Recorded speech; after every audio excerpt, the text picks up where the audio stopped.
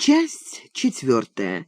Этнос в географии, в которой описывается постоянное взаимодействие этноса с природой, окружающей человека, и выражается огорчение по поводу того, что всего перечисленного для решения задачи недостаточно.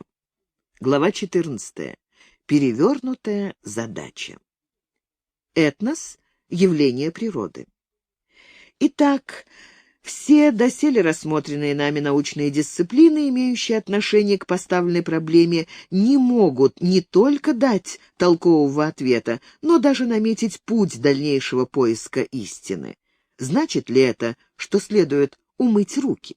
Нет, не так-то все просто. Мы ведь можем найти новый путь исследования, пригодный для решения поставленных вопросов. И начало этому уже положено.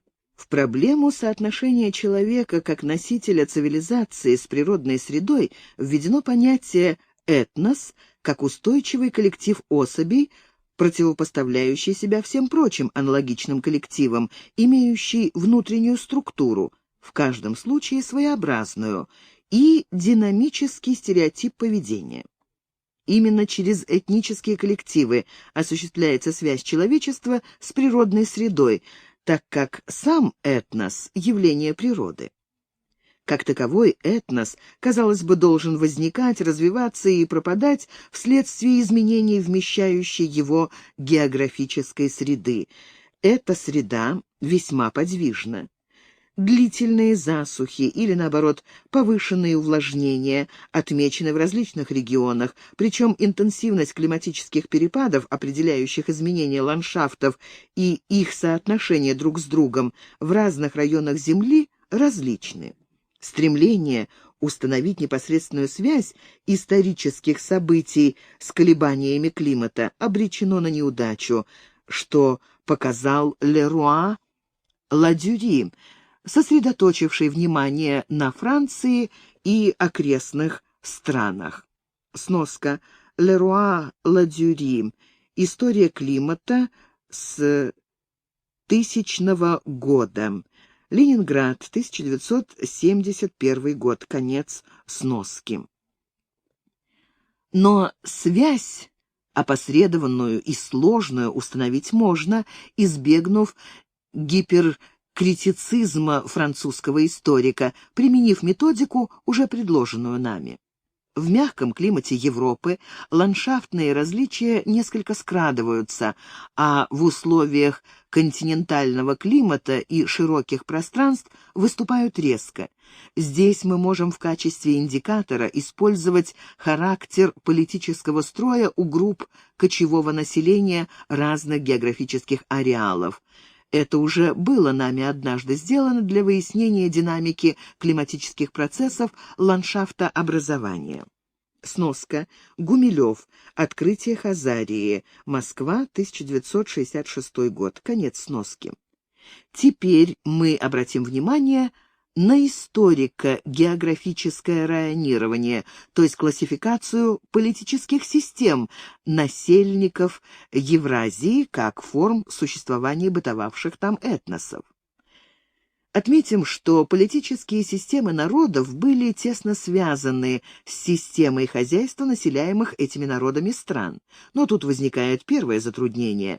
Начиная с IX века до нашей эры и до XVIII века нашей эры в Евразийской степи бытовал один способ производства – кочевое скотоводство. Если применить общую закономерность без поправок, то мы должны полагать, что все кочевые общества были устроены единообразно и чужды всякому прогрессу настолько, что их можно охарактеризовать суммарно, а детали отнести за счет племенных различий. Такое мнение действительно считалось в XIX веке и начале XX аксиомой, но накопление фактического материала позволяет его отвергнуть. Сноска.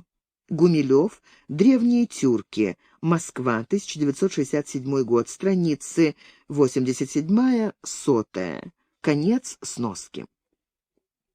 Несмотря на устойчивое соотношение между площадью пастбищ, поголовья скота и численностью населения, в Евразийской степи Не было и тени единообразия общественно-политической системы, а за 3000 лет своего существования кочевая культура прошла творческую эволюцию, не менее яркую и красочную, чем страны Средиземноморья или Дальнего Востока. Но местные условия дали истории кочевников несколько иную окраску, и наша задача состоит в том, чтобы уловить не столько элементы сходства между кочевыми и земледельческими общественными системами, сколько различия, и указать на их возможные причины. Прежде всего отметим, что география, за исключением, пожалуй, экономической, а следовательно и входящая в нее этнология, наука естественная, а история — наука гуманитарная. Значит, изучая этногенез, возникновение и исчезновение этносов, как природный процесс, протекающий в биосфере, одной из оболочек планеты Земля, исследователь применяет методы географии, а составляя этническую историю региона, он пользуется традиционными методами исторической науки, лишь добавляя к ним данные географии, разумеется, не школьной, а современной, научной, где ставятся вопросы о локальных особенностях антропогенных биоценозов, микромутациях, изменяющих только поведенческие признаки человека, и сукцессиях, связанных с миграционными процессами. Если же рассматривать этнос как социальную категорию, то это будет означать, что географические факторы для развития этносов не могут иметь значения. Сноска. Козлов. О биолого-географической концепции этнической истории. Вопросы истории. 1974 года, номер 12, страницы 72 и 80.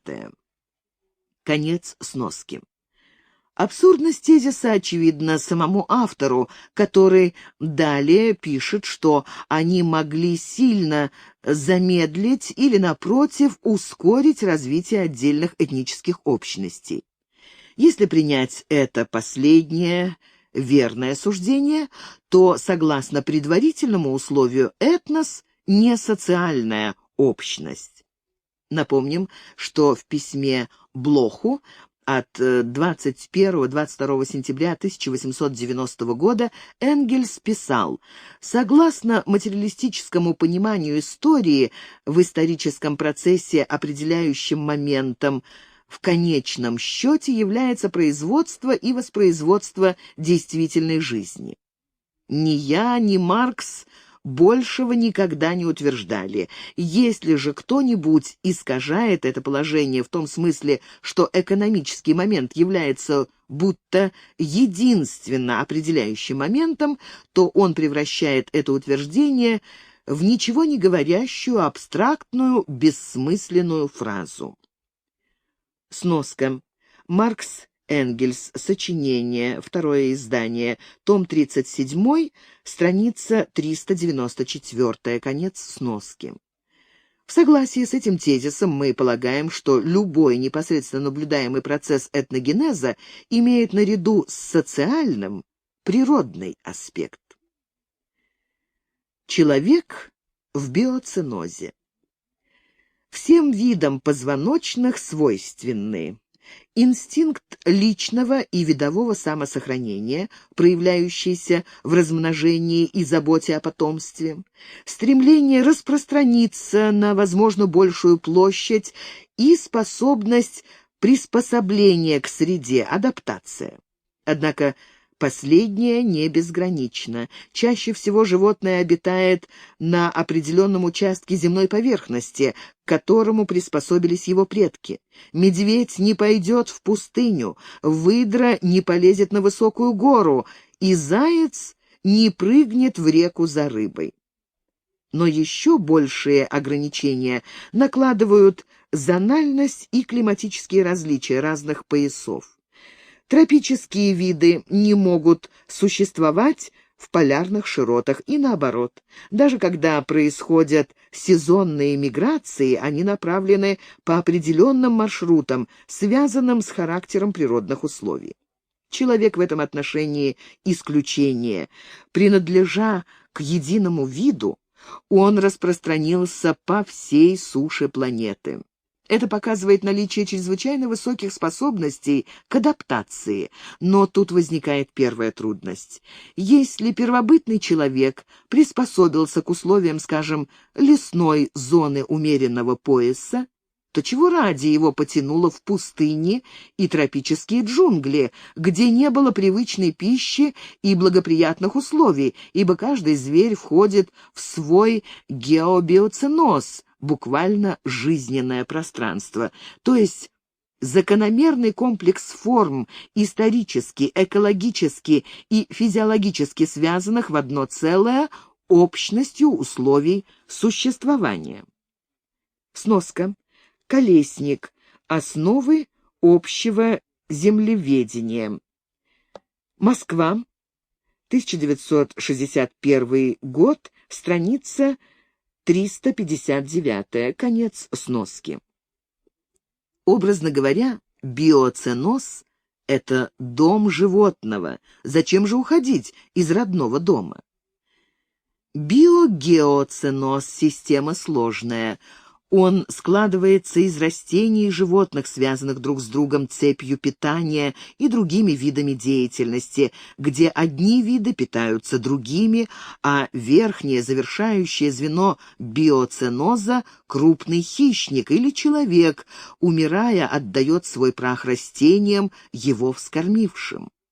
При высокой степени адаптации в данном биоценозе вид накапливает ряд признаков, от которых не может избавиться согласно закону о необратимости эволюции. Все это относится и к человеку, который, тем не менее, эти трудности миновал и распространился по всей Земле. А ведь нельзя сказать, что человек обладает по сравнению с другими видами большей пластичностью вследствие низкой степени адаптации. Она у него велика. Нет, в каждом большом биоценозе человек занимает твердое положение, а заселяя новый регион, меняет не анатомию или физиологию своего организма, а стереотип поведения. Но ведь это значит, что он создает новый этнос, правильно. Но для чего это ему нужно? Или точнее, что его на это толкает? Если бы можно было просто ответить на этот вопрос, то наша задача была бы решена. Но мы вынуждены ограничиться негативными ответами, смысл коих в том, чтобы ограничить проблему. Биологические, точнее, зоологические причины отпадают, ибо если бы фигурировали они, то и другие животные поступали бы так же. Сознательное решение об изменении своей природы — нонсенс. Социальные поводы, будь они тому причиной, были бы обязательно связаны с изменением способа производства, то есть со сменой общественных формаций, а этого нет. Более того, обязательное приспособление этноса к привычному, обжитому, вмещающему ландшафту отмечено Марксом в статье «Вынужденная эмиграция». В частности, о кочевниках там сказано следующее. Чтобы продолжать быть варварами, последние должны были оставаться немногочисленными. То были племена, занимавшиеся скотоводством, охотой и войной, и их способ производства требовал обширного пространства для каждого отдельного члена племени, как это имеет место еще и поныне. В середине XIX века у индейских племен Северной Америки рост численности у этих племен приводил к тому, что они сокращали друг другу территорию, необходимую для производства. Сноска. Маркс Энгельс. Сочинение. Том 8. Страница 568. Далее цитируется это же издание. Конец сноски. Энгельс развивает мысль Маркса, указывая на прямую связь пищи уровнем развития разных племен. По его мнению, обильному мясному и молочному питанию арийцев и семитов и особенно благоприятному влиянию его на развитие детей следует, быть может, приписать более успешное развитие обеих этих рас. Действительно, у индейцев Пуэбло, Новой Мексики, вынужденных кормиться почти исключительно растительной пищей, мозг меньше, чем у индейцев, стоящих на низшей ступени варварства, и больше питающихся мясом и рыбой. Страница 32. Географическая среда на смену формаций не влияет. Итак, прямое и косвенное воздействие ландшафта на этнос не вызывает сомнений, и на глобальное саморазвитие, общественную форму движения материи, оно не оказывает решающего влияния. Зато на этнические процессы ландшафт влияет принудительно. Все народы, селившиеся в Италии, этруски, латины, галлы, греки, сирийцы, лангобарды, арабы, норманны, швабы, французы, постепенно за 2-3 поколения теряли прежний облик и сливались в массу итальянцев, своеобразный, хотя и мозаичный этнос со специфическими чертами характера, поведения и структуры, эволюционировавший в историческом времени. И так везде, с большей или меньшей отчетливостью, прямо пропорциональной изученности сюжета. Следовательно, мы должны изучать этносы не как функцию социального прогресса, а как самостоятельный феномен. Становление человечества связано не только с природными воздействиями, как у прочих животных, но и с особым спонтанным развитием техники и социальных институтов. Сноска.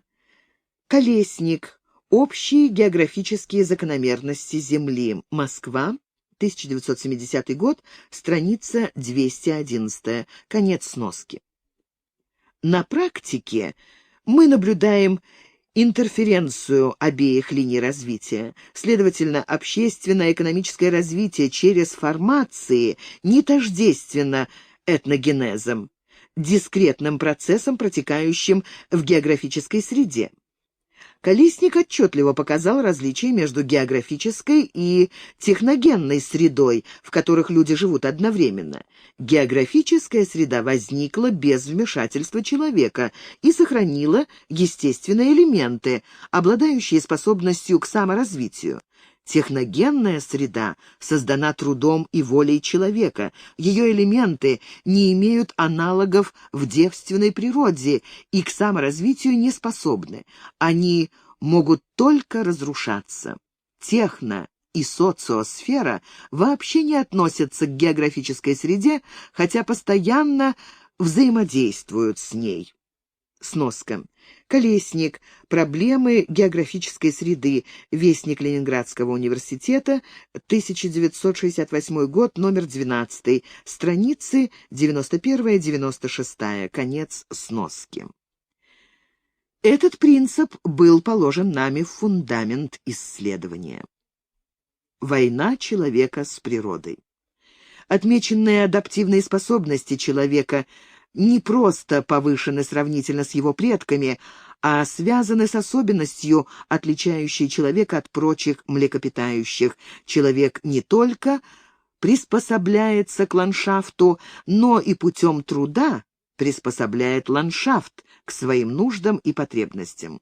Значит, пути через разные ландшафты ему проложили не адаптивные, а творческие возможности. Это само по себе известно. Но часто из виду упускалось, что творческие порывы человечества, как и отдельного человека, эпизодичны и не всегда приводят к желаемому результату, а, следовательно, влияние человека на ландшафт далеко не всегда бывало благотворным. Шумерийцы провели каналы, осушив междуречье Тигра и Ефрата в 3-м тысячелетии до нашей эры. Китайцы начали строить дамбы вокруг Хуанхэ 4000 лет тому назад.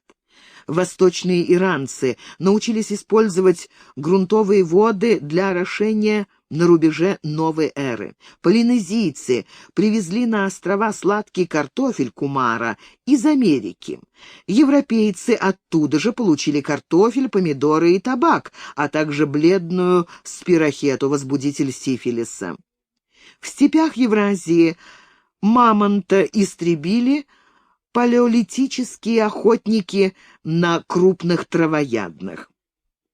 Сноска. Будыка. О причинах вымирания некоторых животных в конце плейстоцена. Известие Академии наук СССР, 1967 год, номер 2, страницы 28-36, конец сноски. Эскимосы расправились со стеллеровой коровой в Беринговом море. Маорийцы прикончили птицу моа в Новой Зеландии. Арабы и персы путем постоянных охот уничтожили львов в Передней Азии. Американские колонисты всего за полвека, 1830-1880 годы, перебили бизонов и странствующих голубей, а австралийские — несколько видов сумчатых. Сноска. Дорст. До того, как умрет природа. Москва. 1968 год. Страницы 54-55. Конец сноски. В XIX-XX веках истребление животных уже превратилось в бедствие, о котором пишут зоологи и зоогеографы столько, что нам нет необходимости останавливаться дальше на этом предмете. Отметим, однако, что хищническое обращение человека с природой может иметь место при всех формациях и, следовательно, вряд ли может рассматриваться как результат особенностей социального прогресса. При всех формациях человек деформирует природу. Очевидно, это ему свойственно. Хотя делает он это каждый раз по-разному, но различия касаются деталей, а не направления процессов. Природа умеет постоять за себя. Не только некоторые растения, разрушающие своими стебельками каменную кладку и с милой непосредственностью взламывающие асфальтовые дороги, но и отдельные виды животных используют антропосферу для своего процветания. Так, истребление бизонов и замена их в биоценозе прерии овцами и лошадьми-мустангами повели к сокращению числа больших серых волков, которые питались больными бизонами, оленями и грызунами. Поэтому уменьшилось поголовье оленей, среди которых стали свирепствовать эпидемии, и увеличилось число грызунов, разделявших с овцами оставшийся после бизонов корм, а это, в свою очередь, создало благоприятные условия для размножения койотов, питающихся как грызунами, так и беззащитными овцами. Природа прерий восстановилась, но с упрощением структуры биоценоза. Распространение монокультуры картофеля дало толчок к размножению колорадского жука, который победным маршем прошел от Кордильер до Атлантики, пересек ее и бодро завоевал Европу. Английские торговые корабли завезли на острова Полинезии крыс и, хуже того, комаров, что ограничило район обитания самого человека песчаными побережьями, где всегда дует морской ветер. А эксперименты с переселением кроликов в Австралию или коз на Мадейру столь трагичны, что хорошо известны. Но и факты регенерации природы не совпадают с переломными датами социальной истории человечества.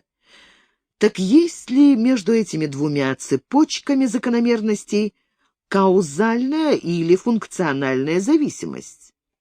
По-видимому, нет.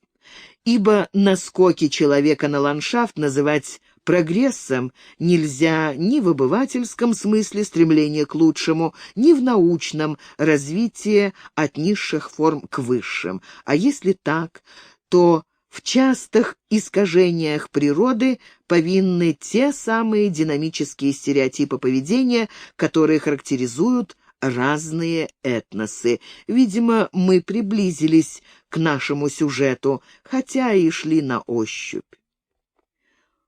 Социум, полития и этнос.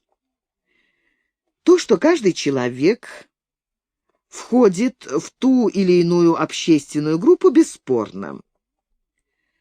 Но как не было, нет и, вероятно, не будет ни одного человека, который бы не находился на определенной ступени социального развития, не состоял членом племени, орды, государства, общины, дружины и тому подобных объединений, так и нет человека, который бы не принадлежал к какому-либо этносу. Соотношение между социальными, политическими и этническими коллективами можно уподобить соотношению между мерами длины, веса и температуры. Иными словами, эти явления параллельны, но несоизмеримы. Область компетенции исторической географии ограничена. Бесплодно пытаться отыскивать географические причины в действиях полководцев, реформаторов и дипломатов. Зато этнические коллективы полностью отвечают требованиям, предъявляемым к поставленной проблеме. Взаимодействие людей с природой отчетливо прослеживается не только на ранних ступенях развития, но вплоть до XX века. Соотношение трех отмеченных линий развития легче всего показать на примере, допустим, Англии и Франции, прошлое которых известно настолько полно, что не требует специальных экскурсов в источниковедение и дебри библиографии. В социальном аспекте обе страны пережили ряд формаций. Родовой строй, кельты до римского завоевания, рабовладение в составе Римской империи, хотя Британия на 3 века отстала от Галлии, феодализм и, наконец, капитализм, причем на этот раз отстала Франция лет на 100. В политическом аспекте людям XX века кажется, что две эти нации, разделенные Ла-Маншем, классические этнотерриториальные целостности, что так было всегда и иначе быть не могло. Интересующая нас территория включает 3 ландшафтных зоны: субтропическую на юге Франции, лесную — Северная Франция и Южная Англия, и субареальную — вересковые поля Шотландии и Нортумберленда. Каждый ландшафт заставляет людей, в него попадающих, приспосабливаться к его особенностям, и таким образом возникает определенная общность. Например, кельты в низовьях Роны выращивали виноград. Попавшие туда римские колонисты I-IV веков, воинственные бургунды V века, арабы VII века, каталонцы XI века делали то же самое, и общность быта, определяемая общностью труда, нивелировала языки и нравы. В XII веке образовался единый народ из ныне разобщенных каталонцев, провансальцев и лигурийцев. Потребовалась истребительная Альбигойская война, чтобы разорвать это единство, но вплоть до XIX века южные французы говорили на провансальском языке и, за редким исключением, не знали французского.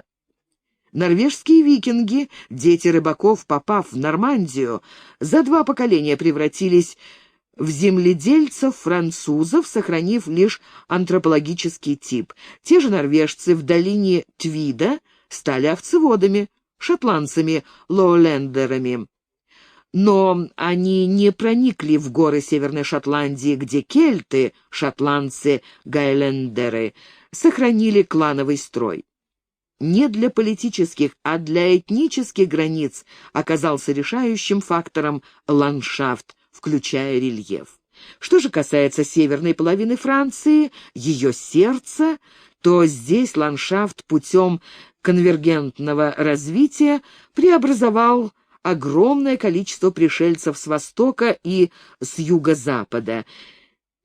Бельги, аквитаны и кельты в древности, латиняне и германцы в начале новой эры, франки, бургунды, аланы, бритты в начале Средневековья, английские, итальянские, испанские и голландские эмигранты эпохи Реформации и так далее, все они слились в однородную массу французских крестьян, блестяще описанных не столько этнографами, сколько Бальзаком, Золя и другими писателями-реалистами. Но тогда встает вопрос, почему этносы двух территорий, имеющих сходные ландшафты, одинаковый социальный строй и разделенные только морским проливом, которые и в древности легко пересекали на утлых лодках, не объединились в единый комплекс, что было бы выгодно тем и другим? Средневековые короли это прекрасно понимали и трижды предпринимали попытки к объединению. В 1066 году вассал французского короля, герцог Нормандии Гийом, завоевал англосаксонскую часть Британии, которая после пресечения нормандской династии перешла к другому французскому феодалу, Генриху Плантагенету. Итак, в 1154 году снова произошло объединение Нормандии с Англией, а вслед за тем с Пуату, Аквитанией и Овернью. Возникло королевство Генриха Плантагенета. Сочетание с этнографической точки зрения причудливое, но оно продержалось до 1205 года, когда французский король Филипп II Август отнял у английского короля Нормандию, Пуату, Турень и Анжу, а затем в 1216 году попытался вновь завоевать Англию, но потерпел неудачу. За Англией остались только Бордо и Байонна, где плантагенетов поддерживали гасконские бароны, но в 1339 году началась Столетняя война за объединение обеих стран, причем на этот раз инициатива исходила из Англии. После долгой войны в 1415 году Генрих V Ланкастер короновался французской короной, но Жанна д'Арк оказалась сильнее Англии, и больше попытки объединить обе страны не предпринимались. Искать объяснение очерченных изменений в физической географии бесплодно, а вот привлечь экономическую географию можно, что, впрочем, уже давно делают все историки. Политические образования, в частном случае государства, для устойчивости и развития нуждались не в единообразном, а разнообразном хозяйстве, где разные экономические провинции дополняли бы друг друга. Плантагенеты крепко держались тогда, когда у них была овечья шерсть из Северной Англии, хлеб из Кента и Нормандии, вино из Аверни, ткани из Турени. Экономические связи вели к оживленному общению, обогащали правителя, но этнического слияния не возникло. Почему? Для ответа рассмотрим третий аспект – этнический. У народов есть родины. Власть Рима пала. Племена, заселявшие Францию в моменты своего появления на территории между Рейном и Бискайским заливом, были столь различны по языку, нравам, традициям, что Огюстен Тьерри предложил племенную концепцию сложения современной Франции и был прав. Действительно ли является история Франции с V до XVIII веков историей одного и того же народа, имеющего одинаковое происхождение, одинаковые нравы, одинаковый язык и одинаковые гражданские и политические интересы? Ничего подобного. Когда задним числом название «французы» применяют, я уж не говорю к зарейнским племенам, но даже к периоду первой династии, то получается настоящий анахронизм, пишет он и поясняет свою мысль примерами. Разве для бретонца будет национальной историей биография потомков Хлодвига или Карла Великого, когда его предки вели переговоры с франками как самостоятельный народ? от VI до X веков и даже позже герои Северной Франции были бичом для Юга. Сноска. Тьерри. Избранные сочинения. Москва. 1937 год. Страницы 207-208. Конец сноски. Лишь в XIV веке французы присоединили Дофине, Бургундию и Прованс, бывшие доменом Священной Римской империи германцев, королевству Франции. Однако Бордо, Байонна и полоса побережья Бискайского залива сохраняли независимость, имея сюзереном английского короля из династии Плантагенетов.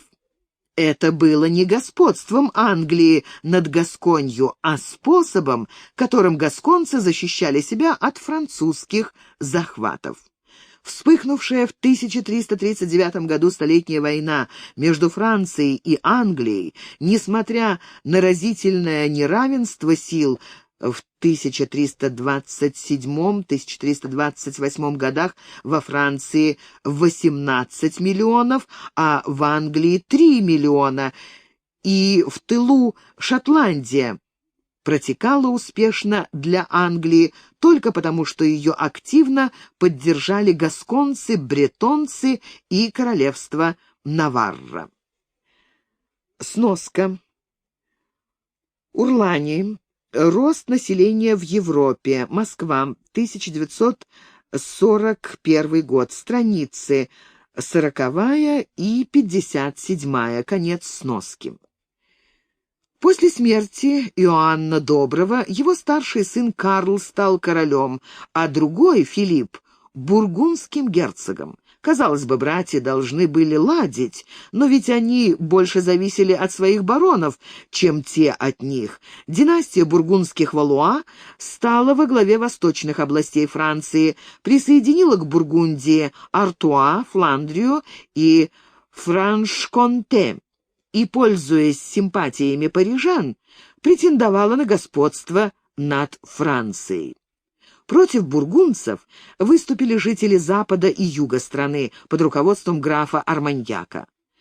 Война между ними открыла дорогу англичанам, которые вступили в союз с бургундцами и парижанами, считавшими, что арманьяки, уроженцы юга и Британии, не принадлежали к французскому королевству, то есть были не французами. Сноска. Архив Маркса и Энгельса, том 6, Москва, 1939 год, страница 320, конец сноски. Францию спасла Жанна д'Арк, говорившая по-французски с немецким акцентом. Изолированная Бургундия была разгромлена швейцарцами и снова досталась французам наряду с Британью и другими окраинами. Причину ее долгого сопротивления объяснил последний герцог Карл Смелый. «Мы другие португальцы», — сказал он, приравняв различия между бургундцами и французами к различию португальцев с испанцами. Ему не мешало то, что он сам носил фамилию Валуа и по происхождению был французом. И все же этническое разнообразие уступило место теории естественных границ, сформулированной в великом замысле, который министр Сюлли приписал своему королю Генриху IV. Естественными границами Франции были объявлены Пиренеи, Альпы и Рейн, то есть территория древней кельтской Галлии, которую король и министр ради этих целей объявили предшественницей Франции.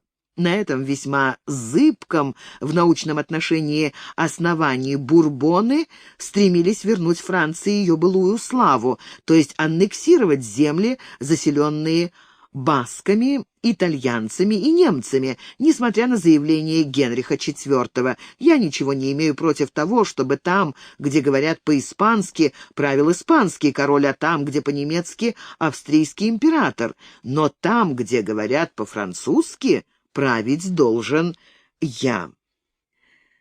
Сноска. История дипломатии в 5 томах под редакцией Зорина, Громыко. Том 1, Москва, 1959 год, страницы 269-271. Конец сноски. Несмотря на этот принцип, Франция оккупировала Наварру, Савойю и Эльзас, ибо география перевесила филологию. Тот же процесс прошел в Англии, где французские феодалы частью погибли во время войны Алой и Белой Роз, частью слились с англосаксонским дворянством, а затем королевство в XVIII веке раздвинулось до естественных границ берегов своего острова.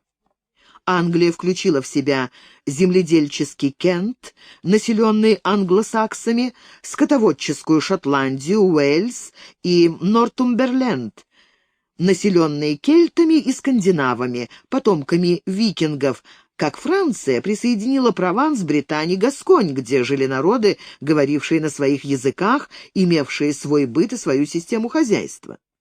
Можно ли называть описанный процесс этнической интеграцией?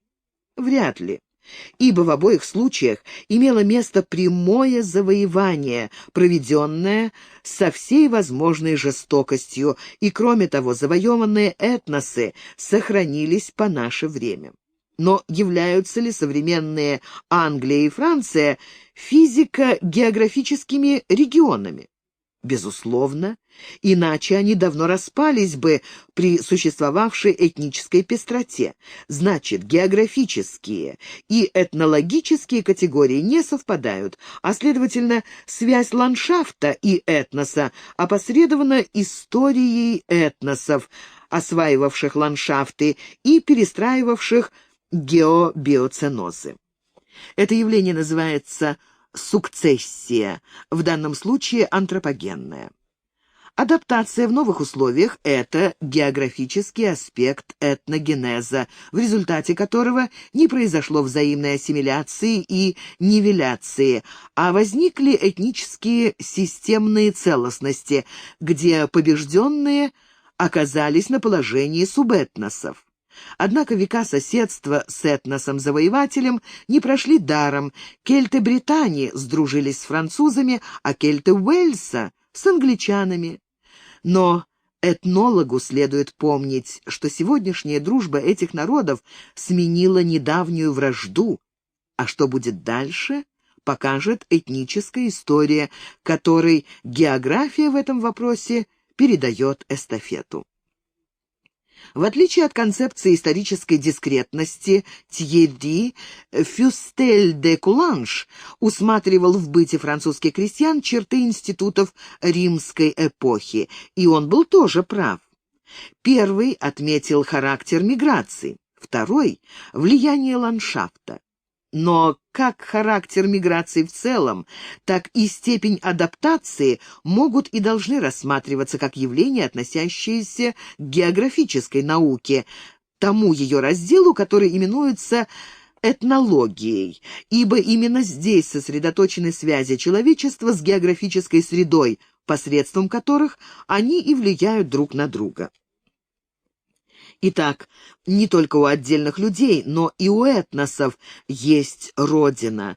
Родиной этноса является то сочетание ландшафтов, где он впервые сложился в новую систему. И с этой точки зрения березовые рощи, Аполье, тихие реки Волго-Окского междуречья были такими же элементами складывавшегося в XIII-XIV веках великорусского этноса, как и угрославянская и татарославянская метисация, принесенная из Византии архитектура храмов, былинный эпос и сказки о волшебных волках и лисицах.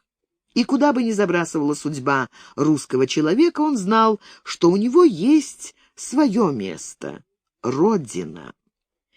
И про англичан Редьярд Киплинг писал: «Но матери нас научили, что старая Англия — дом». И арабы, тибетцы, иракезы все имеют свою исходную территорию, определяемую неповторимым сочетанием элементов ландшафта, и как таковая родина является одним из компонентов системы, именуемой этнос. Место развития. Приведенных нами примеров достаточно, чтобы сделать вывод о влиянии географического ландшафта на этнические сообщества как коллективы вида Homo sapiens. Но спешу оговориться. Этот вывод уже сделан в 1922 году Бергом для всех организмов, в том числе и людей. Географический ландшафт воздействует на организм принудительно, заставляя все особи варьировать в определенном направлении, насколько это допускает организация вида. Тундра, лес, степь, пустыня, горы, водная среда, жизнь на островах и так далее – все это накладывает особый отпечаток на организмы. Те виды, которые не в состоянии приспособиться, должны переселиться в другой географический ландшафт или вымереть. А под ландшафтом понимается участок земной поверхности, качественно отличный от других участков, окаймленный естественными границами и представляющий собою целостную и взаимно обусловленную закономерную совокупность предметов и явлений, которая типически выражена на значительном пространстве и неразрывно связана во всех отношениях с ландшафтной оболочкой. Сноска. Колесник. Основы общего землеведения. Москва. 1955 год. Страница 455. Конец сноски. Назовем это понятие удачным термином Савицкого «месторазвитие», подобно аналогичному понятию «месторождение». Сноска. Савицкий. Географические особенности России. Прага. 1927 год. Страницы 30-31. Конец сноски. Читателя может удивить и даже обидеть, что автор, начав сравнивать людей с животными, дошел до минералов. Но не надо обижаться. К любой закономерности природы каждый из нас прикасается какой-то одной стороной, а личность человека многогранна. Останется место и для эстетики, и для этики, и для всего того, что сейчас принято называть информацией или ноосферой. Но мы пока вернемся к земным делам, ибо разговор о ландшафтах не закончен. Глава 15. Роль сочетания ландшафтов. Монотонность и разнородность ландшафтов. Далеко не всякая территория может оказаться месторазвитием. Так, на пространстве Евразии, на всей полосе сплошных лесов, тайги от Онежского озера до Охотского моря не возникало ни одного народа, ни одной культуры. Все, что там есть или было, принесено с юга или с севера. Чистая сплошная степь тоже не дает возможности развития. Дешт и Кыпчак, то есть половецкие степи от Алтая до Карпат, место без гениус лоци. Степи эти заселялись народами, сложившимися в других районах, например, в Монголии, стране с пересеченным рельефом и разнообразными ландшафтами. На склонах Хэнтэя и Хангая растут густые леса. Зеленая степь низовий Толы и Керулена на юге переходит в каменистую пустыню Гоби, где снег тает в марте, давая выпас скоту до начала летней жары. Соответственно, разнообразна фауна, а археологические культуры отражают смену народов, известных не только историкам – хуннов, тюрков, уйгуров, монголов и ойратов. И наоборот, западная часть Великой степи от верховий Иртыша до низовий Дона и от закраины Сибирской тайги до Балхаша и Аральского моря однообразна, а народы, ее населявшие, малоизвестны. Ныне казахи занимают огромную площадь с монотонным степным ландшафтом. В XIII веке степь была обезлюжена жестокой монголо-половецкой войной и поделена между тремя ордами: Золотой или Большой на Волге, Синий между Аральским морем и Тюменью и Белый, то есть Старший, в Тарбагатае и на Верхнем Иртыше. Сноска. Грумгржимайло. Западная Монголия и Урянхайский край. В 3 томах. Том 2. Ленинград, 1926 год, страница 502. Конец сноски. На Волге из конгломерата народов сложились татары. Синяя Орда оказалась нежизнеспособной и в XIV веке слилась с Волжской. Зато Белая Орда, опиравшаяся на окраины сибирской тайги до Аби, склоны и предгорья Алтая и степи Сырдарьи, в то время перемежавшиеся сосновыми барами, развилась в самостоятельный этнос, позднее освоивший экстраординарные степи Приоралья, Мангышлак и Рын-Пески. Сноска. Грибанов. Изменение южной границы ареала сосны в Казахстане. Вести сельскохозяйственной науки. Алма-Ата, 1965 год, номер 6, страницы 78-86. Конец сноски. Подлинными месторазвитиями являются территории сочетания двух и более ландшафтов. Это положение верно не только для Евразии, но и для всего земного шара. Основные процессы этногенеза в Евразии возникали: в восточной части при сочетании горного и степного ландшафтов, в западной, лесного и лугового, поляны в Волго-Окском междуречье, в южной, степного и оазисного, Крым, Средняя Азия, на севере лесотундра и тундра. Но северные я предлагаю выделить в особый отдел циркумполярных культур, так как отделенные от евразийского месторазвития Таежным морем, они никогда на него не влияли. Проверим. Хунны сложились на лесистых склонах Иньшаня и потом лишь передвинулись в монгольские степи. Уйгуры на склонах Тяньшаня, тюркюты на склонах Алтая, монголы на склонах Хингана на Хэнтея. Кидани на языке степи, вдающемся в лесную Маньчжурию, киргизы енисейские на острове Минусинской степи и склонах Саян, татары казанские, потомки древних болгар, на Каме, где лес граничит со степью, татары крымские на границе степного Крыма и южного берега сплошного оазиса. Это отюреченные левантийцы разного происхождения, слившиеся в единый народ. Хазары в предгорьях Дагестана, их первая столица Семендер расположена на среднем течении Терека. Развивая изложенный принцип, можно предположить, что там, где границы между ландшафтными регионами размыты и наблюдаются плавные переходы от одних географических условий к другим, процессы этногенеза будут менее интенсивны. Например, группа богатых оазисов среднеазиатского междуречья окаймлена полупустынями и сухими степями, подчас разделяющими оазисы друг от друга. Действительно, этногенез в Средней Азии шел столь медленно, что почти неуловим.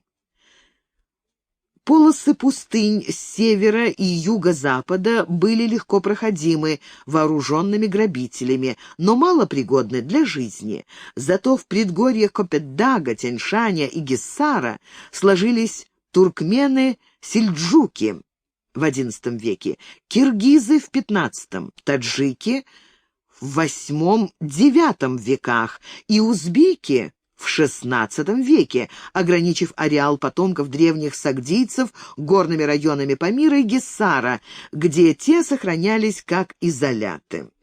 Сноска. Рычков. Антропология и генетика изолированных популяций. Древние изоляты Памира. Москва, 1969 год. Конец сноски. Системы горных хребтов, несмотря на вертикальную поясность, следует рассматривать как регионы единообразные, так как пояса составляют единый географический хозяйственный комплекс по отношению к человеку. Поэтому Западный Памир, Дардистан, Гиндукуш, Гималаи, а также Кавказ и Пиренеи удобны для сохранения реликтовых этносов-персистентов. И дело отнюдь не в трудной проходимости горного ландшафта. Военные отряды легко форсировали ущелья и перевалы даже при Кире и Александре Македонском. Однако новые народы возникали не внутри горных районов, а на их окраинах.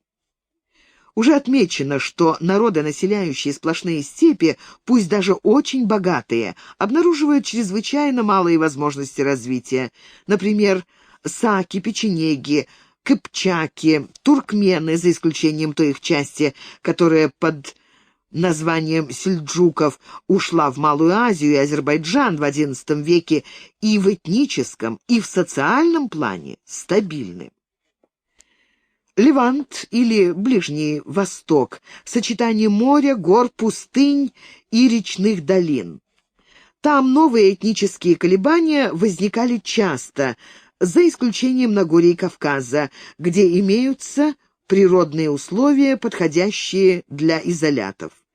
Таковы, например, курды, отстоявшие свою этническую самобытность и от персов, и от греков, и от римлян, и от арабов, и даже от турок-османов, исключение, которое подтверждает правило. Китай. Страна, некогда отвоеванная от воды, в древности это было сплошное болото с мелкими озерами и реками, ежегодно менявшими русло. Китайский народ сложился на берегах Хуанхэ при сочетании ландшафтов речного, горного, лесного, степного, а джунгли южнее Янцзы китайцы освоили только в первом тысячелетии нашей эры. Однако, переселившись на юг и смешавшись с местным населением, древние китайцы превратились в современный южно-китайский этнос, отличающийся и от своих предков, и от северных китайцев, смешавшихся в долине Хуанхэ с хуннами и сяньби. Индия, окруженная морем и горами, может рассматриваться как полуконтинент, но в отличие от Европы она в ландшафтном отношении беднее.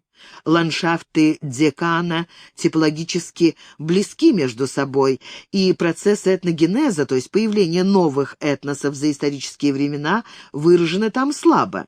Зато в северо-западной Индии сформировались два крупных народа – раджпуты около VIII и сикхи в XVI-XVII веках. Сноска. Синха Банерджи. История Индии. Москва, 1954 год. Страницы 113-114 и 106-107. Далее цитируется эта же работа. Казалось бы, пустыни Раджастана и Синда гораздо менее благоприятны для человека, чем богатая, покрытая лесами долина Ганга. Однако в долине Инда отчетливо выражено сочетание пустынь и тропической растительности, и хотя культура расцвела во внутренней Индии, образование новых народов связано с пограничными областями. Равным образом довольно интенсивно шли процессы народообразования в бассейне Нижней Нарбады, где джунгли Северной Индии смыкаются с травянистыми равнинами Декана Махараштра.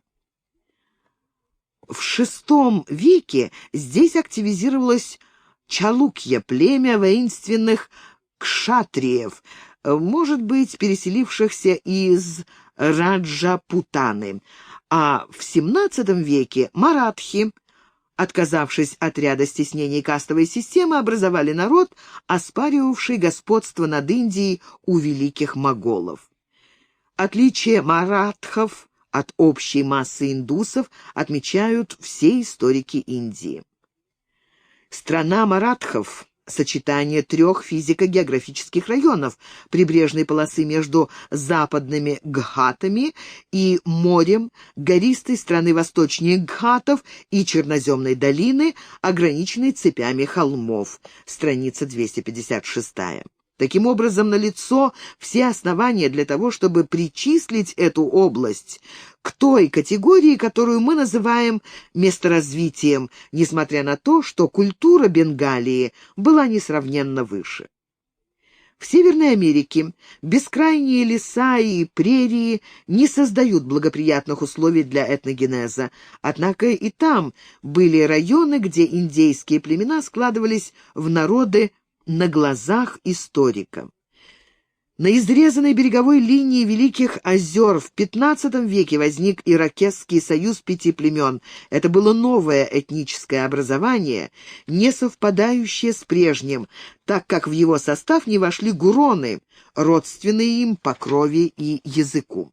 На берегах Тихого океана, южнее Аляски, там, где скалистые острова служат лежбищами моржей и тюленей, и море кормит береговых жителей, тлинкиты создали рабовладельческое общество, резко отличное от соседних охотничьих племен и по языку, и по обычаям. Кордильеры в большей части круто обрываются в прерию, и горный ландшафт соседствует, но не сочетается со степным. Однако на юге, в штате Нью-Мехико, где имеется плавный переход между этими ландшафтами, в древности возникла культура пуэбло, а около XII века здесь сложилась группа нагуа, которой принадлежало прославленное племя ацтеков. Большая часть континента, также населенная индейцами, была своего рода территорией, куда отступали или где распространялись народы, сложившиеся в месторазвитиях. Таковы, например, черноногие, народ алгонкинской группы и многие другие племена. Еще отчетливее эта закономерность на примере Южной Америки. Нагорья Андов, сочетание горного и степного ландшафтов, хранят памятники культуры, созданные многими народами в разные века, а в лесах Бразилии и равнинах Аргентины, вопреки надеждам капитана Фоссета, никаких культур не сложилось. И, как мы видим на многочисленных примерах, не могло сложиться, так как природа этих стран однообразна, что, впрочем, не мешает и никогда не мешало использовать ее богатство народам, возникшим в других местах. В Патагонию проникли горцы, арауканы. Бразильские леса в XVI веке пытались освоить инки, а в XIX там сказочно разбогатели португальские плантаторы. Ту же закономерность мы обнаружим в Африке и Австралии, но целесообразнее сосредоточить внимание на этносах, связанных с морем, чтобы отметить их локальные особенности. На берегах морей и закраинах ледников. Роль моря, в зависимости от характера береговой линии и уровня цивилизации береговых жителей, может быть двоякой. Море – ограничивающий элемент ландшафта, когда оно не освоено и непроходимо. Таков был Атлантический океан для американских индейцев, Индийский океан для негров и аборигенов Австралии и даже Каспий для печенегов. Зато когда из моря начинают черпать пищу и осваивать навигацию, море превращается в составляющий элемент месторазвития. Так эллины использовали Эгейское море, викинги — Северное, арабы — Красное, а русские поморы — Белое. К XIX веку почти все моря и океаны вошли в состав ойкумены, но надо учитывать, что это характерно не для всех эпох. На протяжении исторического периода можно зафиксировать два этнокультурных ареала, где море является составной частью месторазвития. Циркумполярные культуры на берегах Ледовитого океана и Полинезия, о которой написано так много, что нет необходимости повторяться. Достаточно напомнить, что полинезийская культура вмещала до прихода европейцев разнообразные этнические образования, которые даже на таком изолированном участке суши, как остров Пасхи, боролись между собой, создавая свои культуры, хотя и довольно близкие по характеру.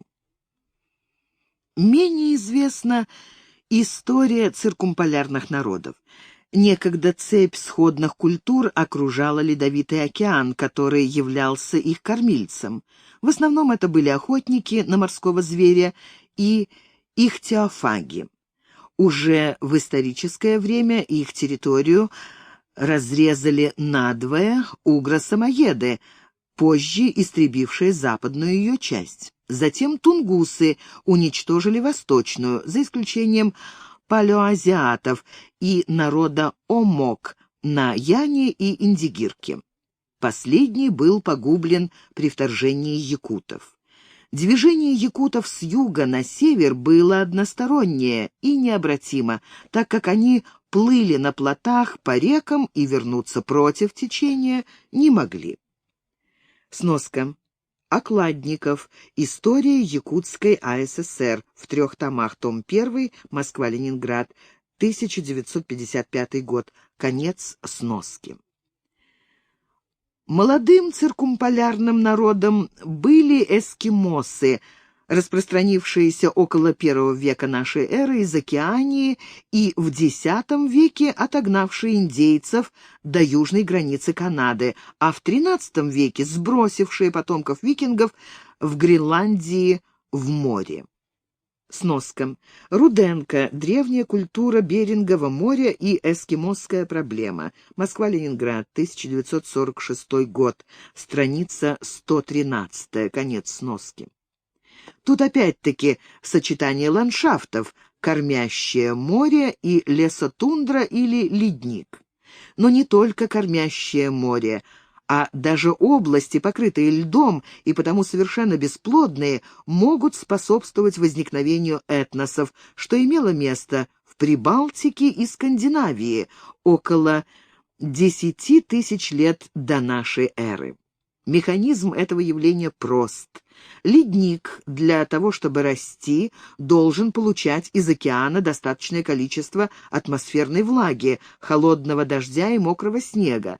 Но так как над ледником всегда стоит антициклон, то влажный воздух разбивается о его закраину, и там выливается дождь. Для Евразийского континента это западная закраина, откуда идут атлантические циклоны вплоть до Таймыра. Следовательно, ледник растет к западу, а его восточная часть тает под лучами солнца, ибо где нет облачного покрова, инсоляция действует беспрепятственно. Получается географический парадокс. Там, где абсолютная температура выше, сыро, ветрено, облачно, а потому люди и животные страдают от холода. Там же, где температура ниже, тихо, ясно, сухо, и люди и животные согреваются под прямыми лучами солнца, не обращая внимания на холодный воздух.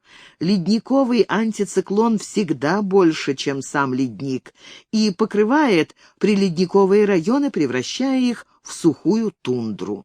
Ручьи, стекающие с ледника, образуют пресные озера и ручьи, где селится рыба и водоплавающая птица. Вокруг них вырастают рощи, приют пушного зверя, а в сухой тундре, где снежный покров мал, пасутся стада травоядных. Это рай для первобытного охотника и рыболова. Именно такие условия сложились в Восточной Европе в конце померанской стадии последнего оледенения. В тундре, примыкавшей к уходившему леднику, стали появляться редкие леса, окаймлявшие реки и озера. Тогда на берегах Немана и Двины сложились древние этносы Балтской группы, дожившие до нашего времени в ландшафте, который от потепления стал монотонным. Балтийские топонимы и гидронимы хранят печать глубокой древности, как память о времени, когда природная среда вокруг их предков была иной. Сноска. Сейбутис, палеография, топонимика и этногенез. Известие Академии наук СССР, 1974 год, номер 6, страницы 40-53, конец сноски. Не только этносы, но и ландшафты имеют историю. Влияние характера ландшафта на этногенез. Теперь мы можем сформулировать вывод из проделанного анализа. Монотонный ландшафтный ареал стабилизирует обитающие в нем этносы, разнородный стимулирует изменения, ведущие к появлению новых этнических образований. Но тут возникает вопрос, является ли сочетание ландшафтов причиной этногенеза или только благоприятным условием? Если бы причина возникновения новых народов лежала в географических условиях, то они, как постоянно действующие, вызывали бы народообразование постоянно, а этого нет. Следовательно, этногенез, хотя и обусловливается географическими условиями, но происходит по другим причинам, для вскрытия которых приходится обращаться к другим наукам. Эти проблемы будут разобраны в специальных разделах и в конце концов дадут ответ на основной вопрос, как и почему этносы не похожи друг на друга и какое отношение имеет этногенез к прочим явлениям природы.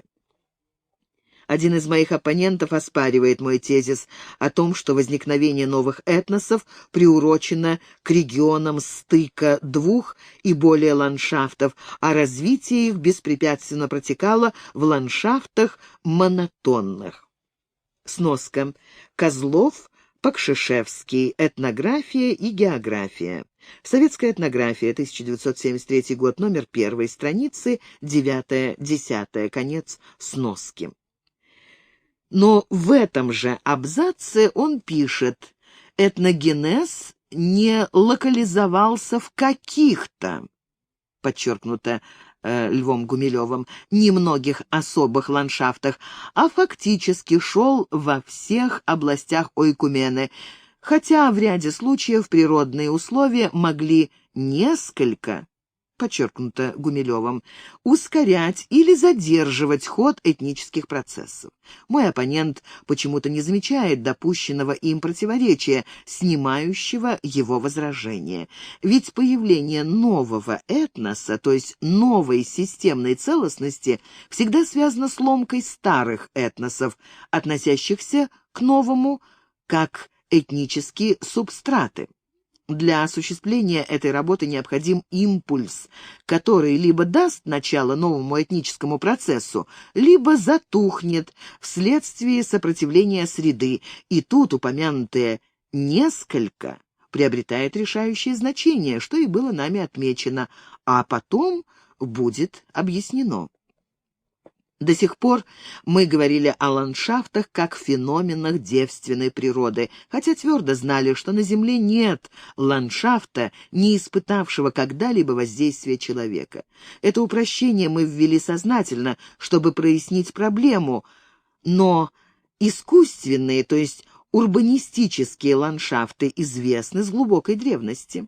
В Вавилоне было около 1 миллиона жителей, в Риме свыше 1,5 миллиона, в Константинополе 1 миллион слишком. Эти громадные города можно рассматривать как самостоятельные ландшафтные регионы, и они проявляют себя как таковые.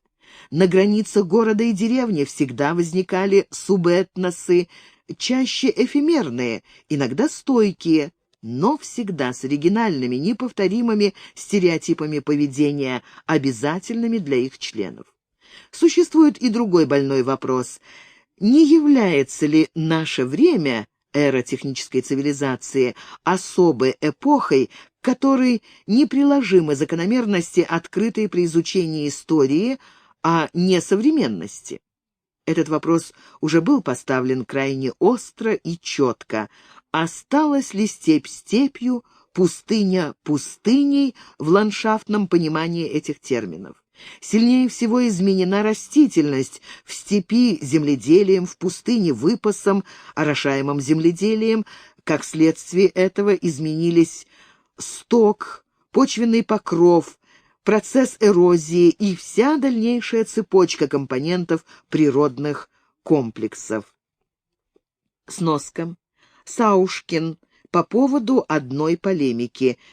Вестник Московского университета, 1965 год, номер 6, страницы 79-82. Сравните Колесник. Некоторые итоги новой дискуссии о единой географии. 1965 год, номер 3, страницы 209-211. Конец сноски. Действительно, антропогенный фактор ландшафтообразования за последние 3000 лет приобрел и продолжает приобретать важное место в лике земной поверхности. Сельское хозяйство изменяет флору и фауну, архитектура становится важным элементом рельефа, сжигание угля и нефти влияет на состав атмосферы. С этой точки зрения Париж должен рассматриваться как антропогенный геохор в лесной ландшафтной зоне с ускоренным ритмом развития, ибо современный облик этого микрорайона отличается и от вида средневекового замка парижского графа, и от римской Лютеции. Сноска. Геохор – участок земной поверхности, однородный в своих экологических особенностях и отличающийся по этим особенностям от смежных участков. Конец сноски. Но ведь и непроточное озеро Милея быстро превращается в болото, тогда как окружающий его лес за это же время не меняется. Разница между антропогенными и гидрогенными образованиями, как бы она ни была велика, в аспекте естествознания не принципиальна. Но на поставленный нами вопрос, почему и как человек преобразил лик Земли, констатация сходств и различий ответа не дает. Поэтому продолжим поиск истины, как древние эллины именовали исторические исследования. Глава 16. Становление антропогенных ландшафтов. Развитие общества и изменение ландшафта. Поскольку речь идет о поведении особей, входящих в разные этносы, то самое простое — обратить внимание на то, как они воздействуют на те или иные природные ландшафты, в которые их забрасывает историческая судьба. Иными словами, нам надлежит проследить характер и вариации антропогенного фактора ландшафтообразования с учетом уже отмеченного нами деления человечества на этнические коллективы. Дело не в том, насколько велики изменения, произведенные человеком, и даже не в том, благодетельны ли они по своим последствиям или губительны, а в том, когда, как и почему они происходят.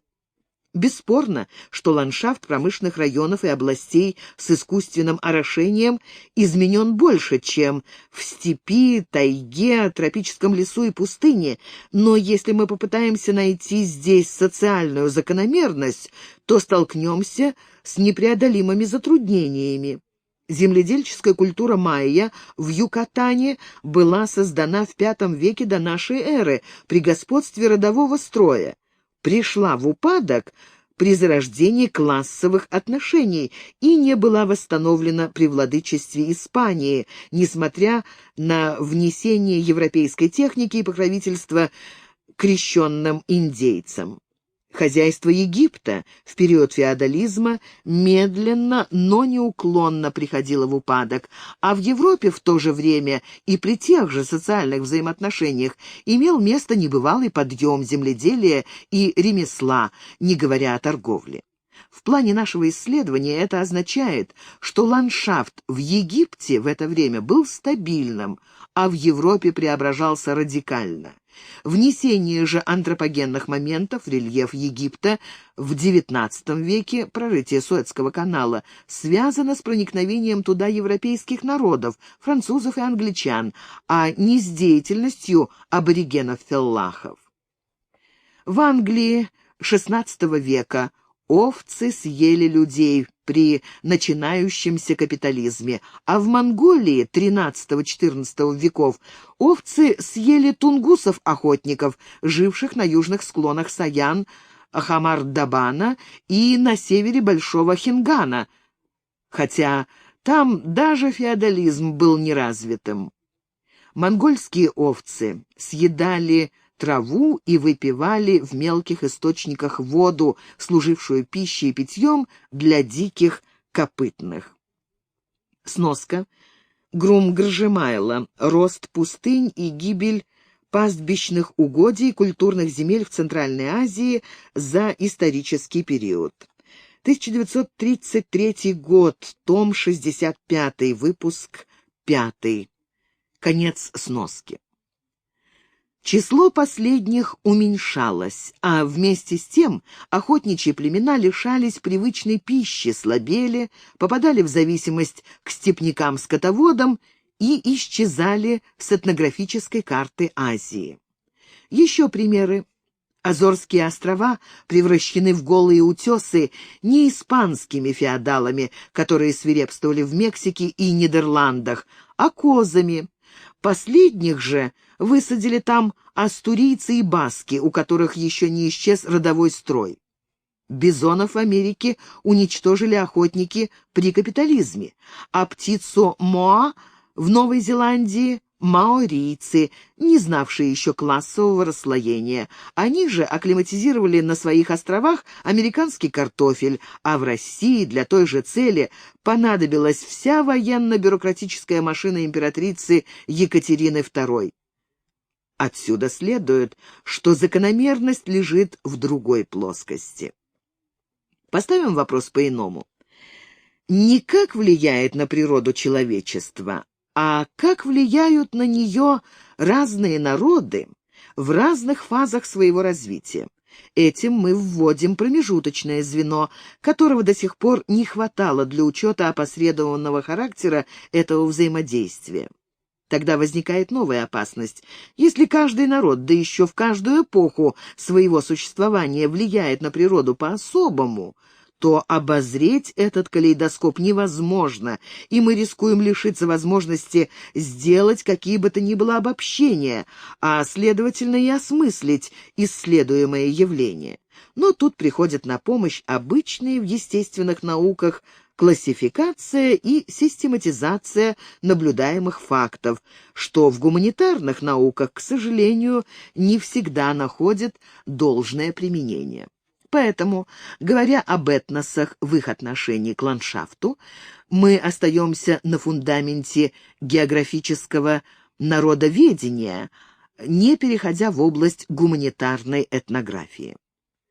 Отказавшись от признаков этнической классификации, принятых в гуманитарных науках расового, общественного, материальной культуры, религии и тому подобное, мы должны выбрать исходный принцип и аспект, лежащие в географической науке. Таковым может быть уже описанное явление биоценоза, где характерной особенностью является постоянная соразмерность между числом особей во всех формах, составляющих комплекс. Например, количество волков на данном участке зависит от количества зайцев и мышей, а последнее лимитируется количеством травы и воды. Соотношение это обычно колеблется в пределах допуска и нарушается редко и ненадолго. Казалось бы, эта картина не имеет отношения к человеку, однако не всегда. Ведь есть огромное количество этнических единиц, пусть численно ничтожных, входящих в состав биоценозов на тех или иных биохорах. По сравнению с этими великими народностями или иногда просто племенами, современные исторические цивилизованные этносы – левиафаны. Но их мало, и они, как показывает история, не вечны. Вот на этой основе мы построили нашу первичную классификацию. Первое. Этносы, входящие в биоценоз, вписывающиеся в ландшафт и ограниченные тем самым в своем размножении. Этот способ существования присущ многим видам животных, как бы остановившимся в своем развитии. В зоологии эти группы называются персистентами, и нет никаких оснований не применить этот термин к этносам, застывшим на определенной точке развития. И второе. Этносы, интенсивно размножающиеся, расселяющиеся за границы своего биохора и изменяющие свой первичный биоценоз. Второе состояние в аспекте географии называется сукцессией. Этносы, составляющие первую группу, консервативные и в отношении к природе, и в ряде других закономерностей. Приведем несколько примеров. Индейцы, народы Сибири и их ландшафты. Большинство североамериканских индейцев Канады и области прерий жили до прихода европейцев в составе биоценозов Северной Америки. Количество людей в племенах определялось количеством оленей, и поскольку при этом условии было необходимо ограничение естественного прироста, то нормой общежития были истребительные межплеменные войны. Целью этих войн не были захват территорий, покорение соседей, экспроприация их имущества, политическое преобладание, нет. Корни этого порядка уходят в глубокую древность, и биологическое назначение его ясно. Поскольку количество добычи не беспредельно, то важно обеспечить себе и своему потомству фактическую возможность убивать животных, а значит избавиться от соперника. Это не были войны в нашем смысле, это была борьба, поддерживавшая определенный биоценоз. При таком подходе к природе, естественно, не могло быть и речи о внесении в нее каких-либо изменений, которые рассматривались как нежелательная порча природы, находящейся, по мнению индейцев, в зените совершенства. Точно так же вели себя земледельческие племена, так называемые индейцы Пуэбло, с той лишь разницей, что мясо диких зверей у них заменял маис. Они не расширяли своих полей, не пытались использовать речную воду для орошения, не совершенствовали свою технику, они предпочитали ограничить прирост своего населения, предоставляя болезням уносить слабых детей и тщательно воспитывая крепких, которые потом гибли в стычках с навахами и апачами.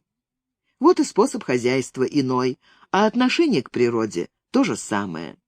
Остается только непонятным, почему навахи не переняли у индейцев Пуэбло навыков земледелия, а те не заимствовали у соседей тактику сокрушительных набегов. Впрочем, ацтеки, принадлежавшие группе Наагуа, с XI века по XIV переселились в Мексиканское Нагорье и весьма интенсивно изменили его ландшафт и рельеф. Они строили теокалли, вариации рельефа, сооружали акведуки и искусственные озера, техногенная гидрология, сеяли маис, табак, помидоры, картофель и много других полезных растений, флористическая вариация, и разводили кошениль, насекомое, дававшее прекрасный краситель темно-малинового цвета, фаунистическая вариация. Короче говоря, ацтеки изменяли природу в то время, когда апахи и навахи ее охраняли. Можно было бы предположить, что тут решающую роль играл жаркий климат Южной Мексики, хотя он не так уж отличается от климата берегов Рио-Гранде. Однако в самом центре Северной Америки, в долине Огайо, обнаружены грандиозные земляные сооружения, валы, назначение которых было неизвестно самим индейцам. Сноска. Морган. Дома и домашняя жизнь американских туземцев. Ленинград. 1934 год. Страницы 146-163. Конец сноски. Очевидно, некогда там тоже жил народ, изменявший природу, и климатические условия ему не мешали, как не мешают они американцам англосаксонского происхождения. Наряду с этим отметим, что одно из индейских племен, тлинкиты, а также алеуты, практиковали рабовладение и работорговлю в широких масштабах. Рабы составляли до трети населения Северо-Западной Америки, и некоторые тлинкитские богачи имели до 30-40 рабов. Рабов систематически продавали и покупали, использовали для грязной работы и жертвоприношений при похоронах и обряде инициации. Рабыни служили хозяевам наложницами. Сноска. Окладников, неолит и бронзовый век, Прибайкалье. Глазковское время. Москва-Ленинград, 1955 год.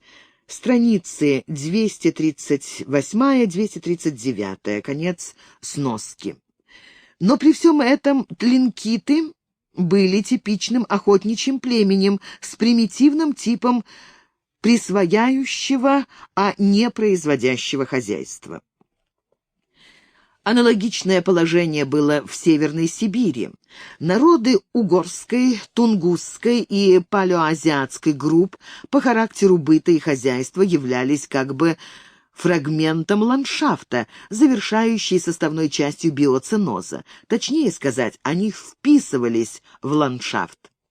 Некоторые исключения составляли якуты, которые при своем продвижении на север принесли с собой навыки скотоводства, привели лошадей и коров, организовали сенокосы и тем самым внесли изменения в ландшафт и биоценоз долины Лены. Однако эта антропогенная сукцессия повела лишь к образованию нового биоценоза, который затем поддерживался в стабильном состоянии до прихода русских землепроходцев. Совершенно иную картину представляет Евразийская степь. Казалось бы, здесь, где основой жизни было экстенсивное кочевое скотоводство, изменение природы также не должно было бы иметь места, а на самом деле степь покрыта курганами, изменившими ее рельеф, стадами домашних животных, которые вытеснили диких копытных, и в самой глубокой древности в степях, пусть ненадолго, возникали поля проса. Сноска. Гумилев, Хунну.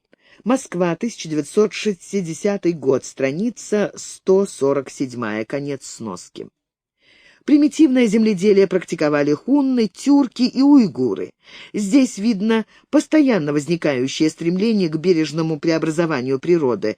Конечно, в количественном отношении по сравнению с Китаем, Европой, Египтом и Ираном оно ничтожно и даже принципиально отличается от воздействия на природу земледельческих народов тем, что кочевники пытались улучшить существующий ландшафт, а не преобразовать его коренным образом, но все-таки мы должны отнести евразийских кочевников ко второму разряду нашей классификации, так же, как мы отнесли туда ацтеков, но не тлинкитов, несмотря на то, что классовые отношения у последних были развиты несравненно больше. Какими бы парадоксальными ни представлялись на первый взгляд эти выводы, чтобы получить научный результат исследования, мы должны выдержать наш принцип классификации строго последовательно. Внутренним противоречием, вызвавшим упадок кочевой культуры, был тот же момент, который вначале обеспечил ей прогрессивное развитие, включение кочевников в геобиоценозы аридной зоны. Численность населения у кочевников определялась количеством пищи, то есть скота, что в свою очередь лимитировалось площадью пастбищных угодий. В рассматриваемый нами период население степных пространств колебалось очень незначительно от 300-400 тысяч в хуннское время до 1 300 000 человек в эпоху расцвета монгольского улуса. Впоследствии эта цифра снизилась, но точных демографических данных для XVI-XVIII веков нет. Сноска. Мункуев. Заметки о древних монголах. Монголо-татары в Азии и Европе под редакцией Тихвинского. Москва, 1970 год. В начале XX века население внешней Монголии равнялось 900 тысячам, но более 3 миллионов монголов обитало во внутренней Монголии, на территории бывшего Тангутского царства и Джурдженской империи Кинь. Конец сноски. Вопреки распространенному мнению, кочевники куда менее склонны к переселениям, чем земледельцы. В самом деле, земледелец при хорошем урожае получает запас провианта на несколько лет и в весьма портативной форме. Достаточно насыпать в мешки муку, погрузить ее на телеги или лодки и запастись оружием, тогда можно пускаться в далекий путь, будучи уверенным, что ничто, кроме военной силы, его не остановит. Так совершали переселение североамериканские скваттеры и южноафриканские буры, испанские конкистадоры и русские землепроходцы, арабские воины первых веков хиджры, уроженцы Хиджаса, Йемена и Ирана и эллины, избороздившие Средиземное море. Кочевникам же гораздо труднее. Они имеют провиант в живом виде. Овцы и коровы движутся медленно и должны иметь постоянное привычное питание. Даже простая смена подножного корма может вызвать падеж. А без скота кочевник сразу начинает голодать. За счет грабежа побежденной страны можно прокормить бойцов победоносной армии, но не их семьи. Поэтому в далекие походы хунны, тюрки и монголы жен и детей не брали. Кроме того, люди привыкают к окружающей их природе и не стремятся сменить родину на чужбину без достаточных оснований. Да и при необходимости переселиться они выбирают ландшафт, похожий на тот, который они покинули. Поэтому-то и отказались хунны в 202 году до нашей эры от территориальных приобретений в Китае, над армией которого они одержали победу. Мотив был сформулирован так: приобретя китайские земли, хунны все равно не смогут на них жить. Сноска. Гумилев, Хунну, страница 66, конец сноски. И не только в Китай, но даже в Семиречье, где хотя и степь, но система сезонного увлажнения иная, хунны не переселялись до II века до нашей эры.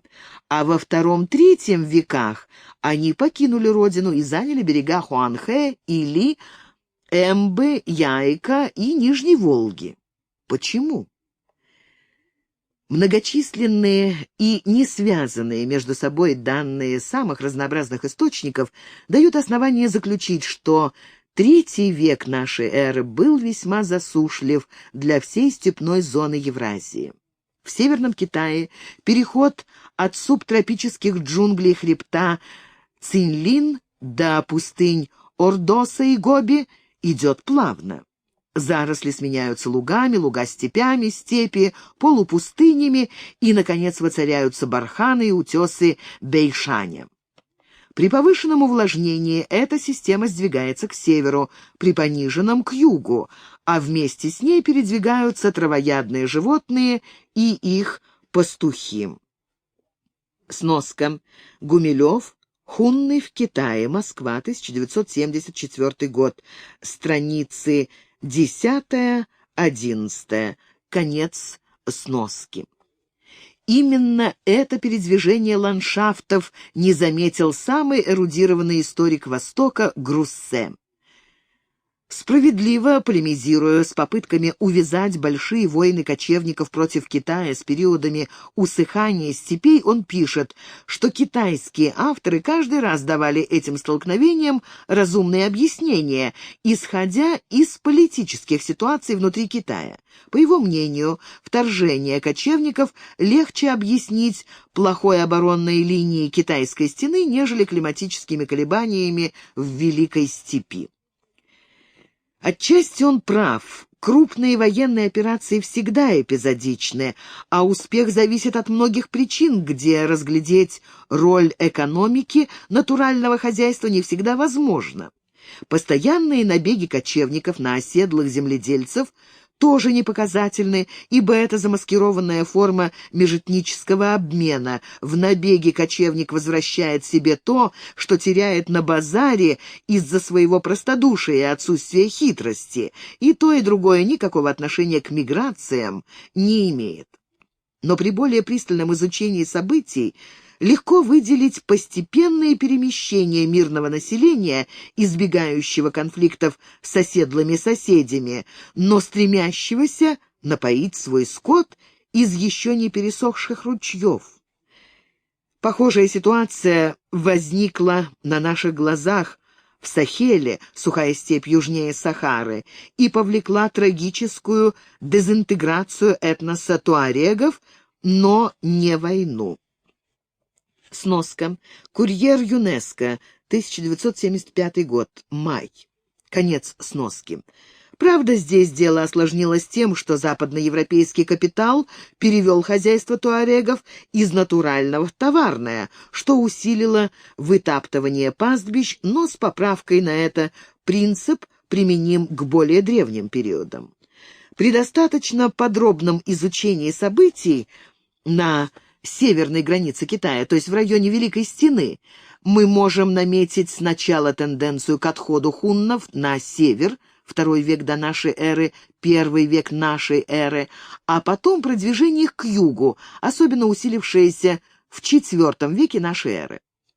Тогда хунны и сяньбийцы, древние монголы, заселили северные окраины Шэньси и Шаньси, даже южнее стены. Однако во влажные районы Хунани они не проникли.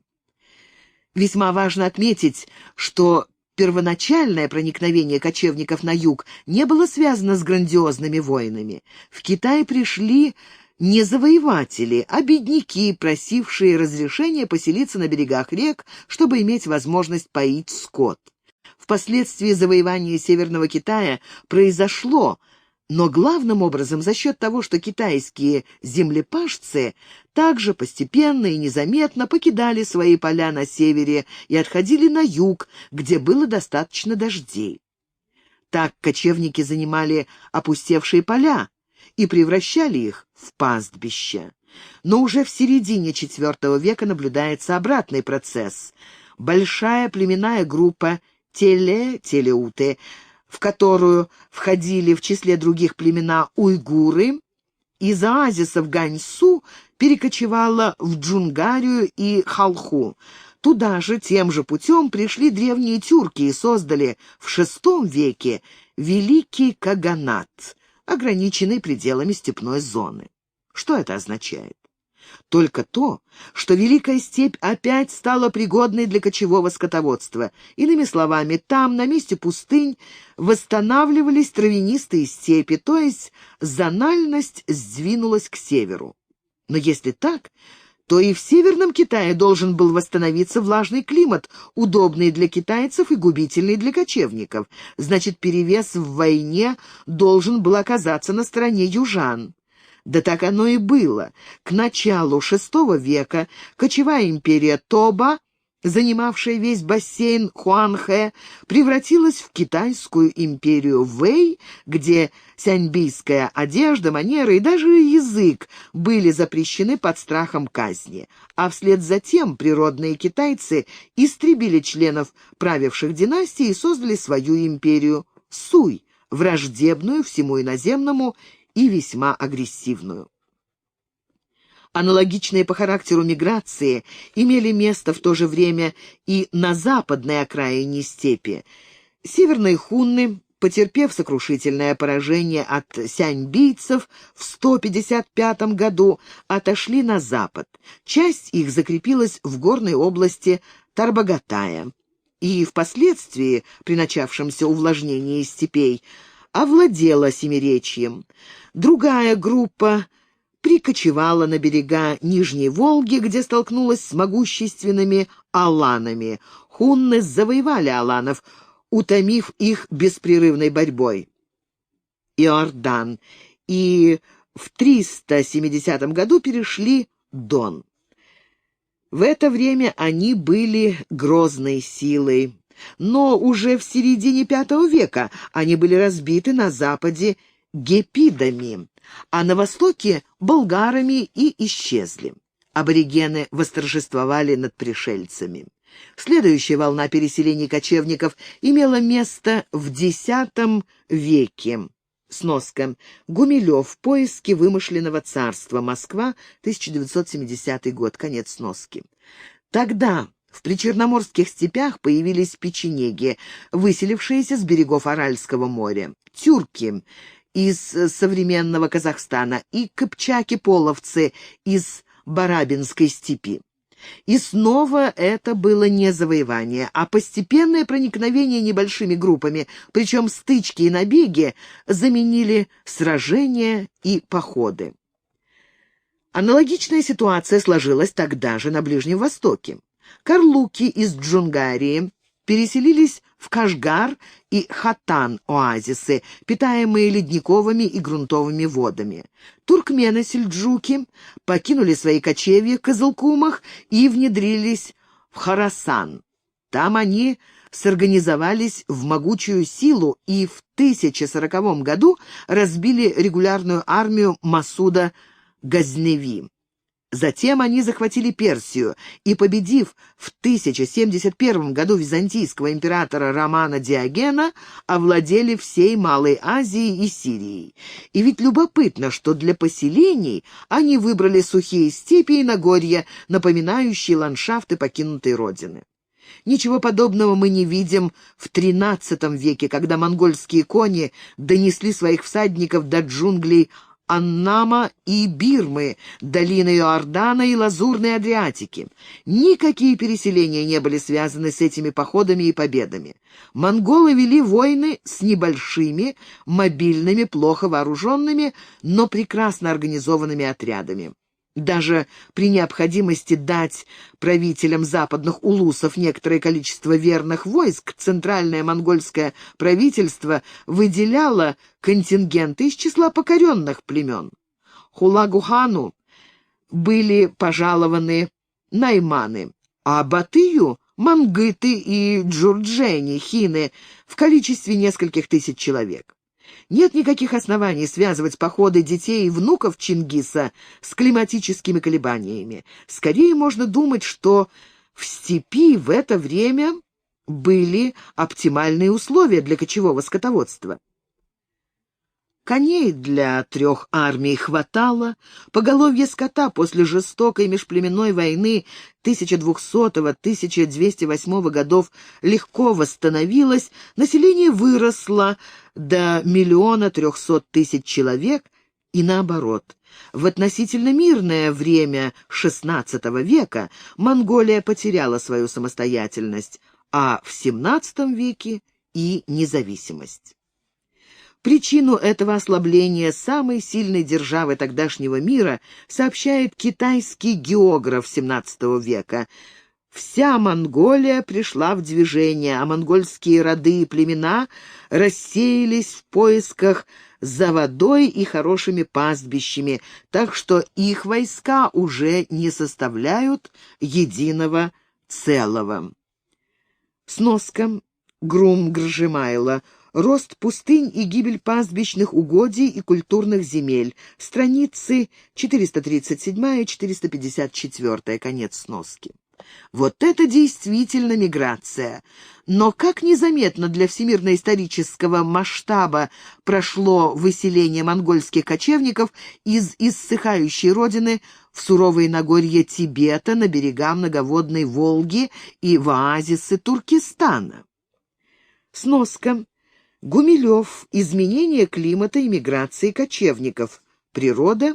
1972 год. Номер 4. Страницы 44-52. Конец сноски.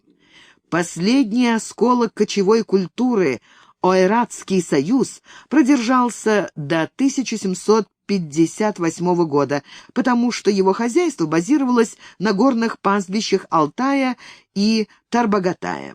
Но и он стал жертвой маньчжуров и китайцев.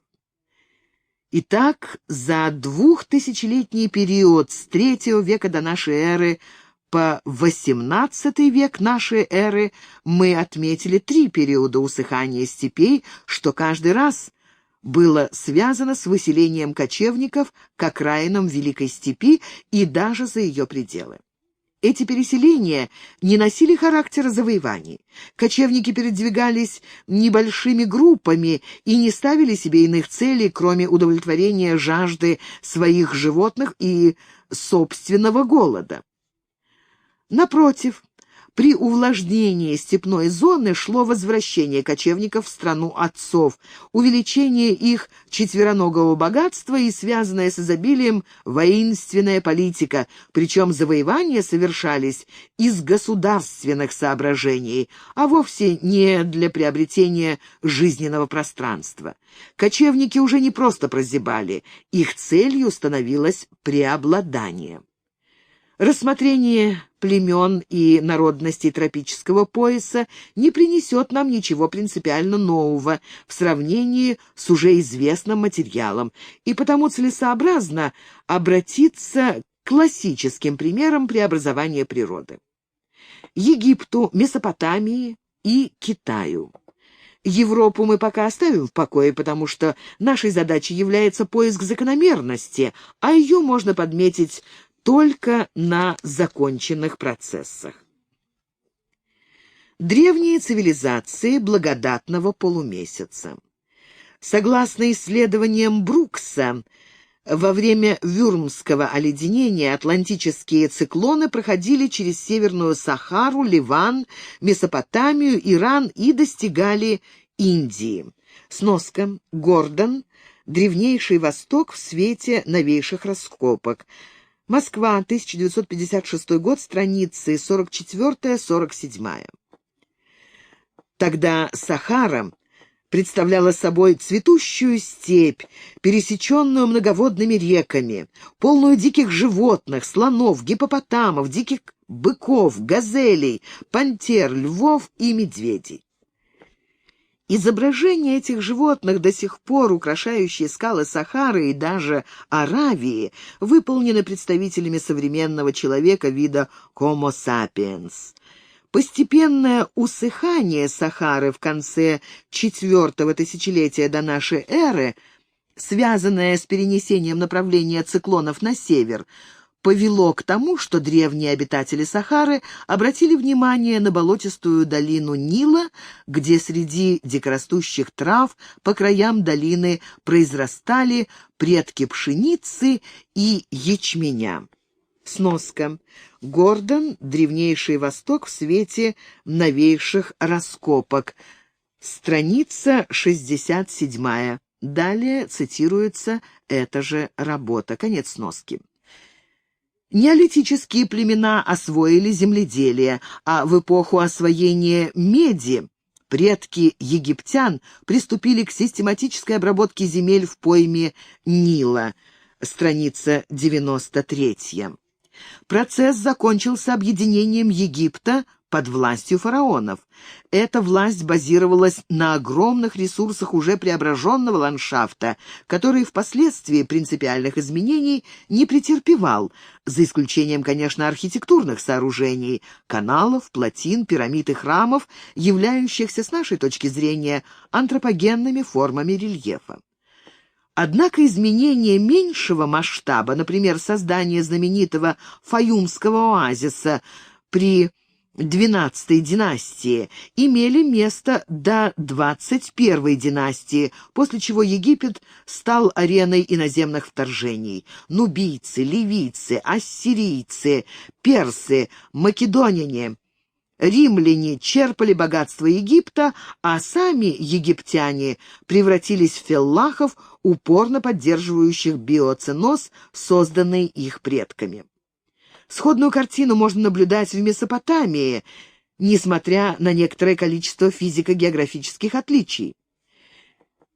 Земли, образовавшиеся из наносов Тигра и Ефрата на окраине Персидского залива, были плодородны. Протоки и лагуны изобиловали рыбой и водяной птицей. Финиковые пальмы росли в диком виде, но освоение этого первобытного Эдема требовало напряженной работы. Пахотные земли приходилось создавать, отделяя воду от суши. Болото надо было осушать, пустыню орошать, а реки ограждать дамбами. Страницы 179-180. Эти работы были произведены предками шумеров, которые были простыми земледельцами-скотоводами, не имевшими других средств к существованию. Эти люди еще не знали письменности, не строили городов, не имели практически существенного классового разделения, но видоизменяли ландшафт настолько основательно, что последующие поколения пользовались трудами их рук. Страницы 191-192. Не следует думать, что примитивные народы имеют преимущество перед цивилизованными в деле преобразования природы. Долина Нила и долина Ефрата преобразовывались снова и снова, пока многие египетские деревни эпохи Древнего Царства не оказались под песком пустыни, а шумерские и аккадийские под слоем ила. Бывшие пастбища западнее Ефрата уже во время багдадского халифата искрились под лучами зари из-за кристалликов, усыпавшей их соли.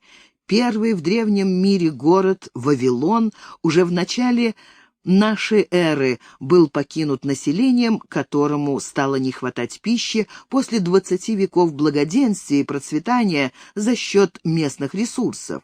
Еще более показательна история мелиорации в Китае, о чем нужно сказать подробнее. В Древнем Китае. В третьем тысячелетии до нашей эры территория Китая была мало похожа на то, что она представляет ныне. Девственные леса и болота, питавшиеся реками, разливающимися в половодье, обширные озера, топкие солонцы и только на возвышенных плоскогорьях луга и степи. На востоке, между низовьями рек в дельтовых равнинах, тянулась цепь зыбких почв, а реки И Хуай пропадали в заболоченной долине нижнего течения Янцзы. Буйная растительность одевала бассейн реки Вэйхэ. Там поднимались величественные дубы, всюду виднелись группы кипарисов и сосен. В лесах кишели тигры, ирбисы, желтые леопарды, медведи, буйволы и кабаны, вечно выли шакалы и волки. Сноска. Грум-Горжемайло. Можно ли считать китайцев автохтонами бассейнов среднего и нижнего течения Желтой реки? Том 65, выпуск 1, страницы 29-30, конец сноски. Но главным врагом людей здесь были реки. В сухое время года они сильно мелели, но стоило пройти дождям в горах, как они вздувались и выходили из берегов. Следует учесть, что при разливе реки теряют скорость течения и откладывают наносы, причем в Хуанхэ во время паводка содержится до 46% ила и песка. Сноска. Нестерук. Водное хозяйство Китая. Из истории науки и техники Китая. Ответственный редактор Кузнецов и другие. Москва, 1955 год. Страница 6. Конец сноски. Примитивным земледельцам приходилось сооружать дамбы, чтобы спасти свои поля от наводнений, и все же дамбы прорывались в среднем один раз в 2,5 года. Сноска. Зайчиков. Природные богатства Китая. Известие Академии наук СССР. 1954 год, номер 6. Конец сноски. Часть древних обитателей Китая отступила от свирепых вод в горы и продолжала заниматься охотой. Там от них и следа не осталось. Другие, 100 черноголовых семейств, пришедшие в Шаньси с запада, бросились на борьбу с рекой. Это были предки китайцев. Им пришлось отказаться от прежней дикой воли и усвоить дисциплину, жесткую организацию и принять деспотические формы правления, но зато природа щедро вознаградила их, предоставив возможности интенсивного размножения и средства для создания оригинальной культуры. Те же, кто отступил от трудностей земляных работ и угрозы водной стихии в горы, стали предками жунов, ди и кянов-тибетцев. Они довольствовались теми плодами природы, добывание которых не требовало изменения ландшафта и рельефа, и поэтому у них не возникало потребности в создании государственной организации, род занятий, строй жизни и, наконец, их идеология были резко отличны от китайских, и с каждым поколением оба народа отдалялись друг от друга. Кончилась эта рознь непримиримой враждой, определившей направление истории раннего Китая и его соседей. Теперь наложим факты антропогенного изменения ландшафта на хронологическую канву.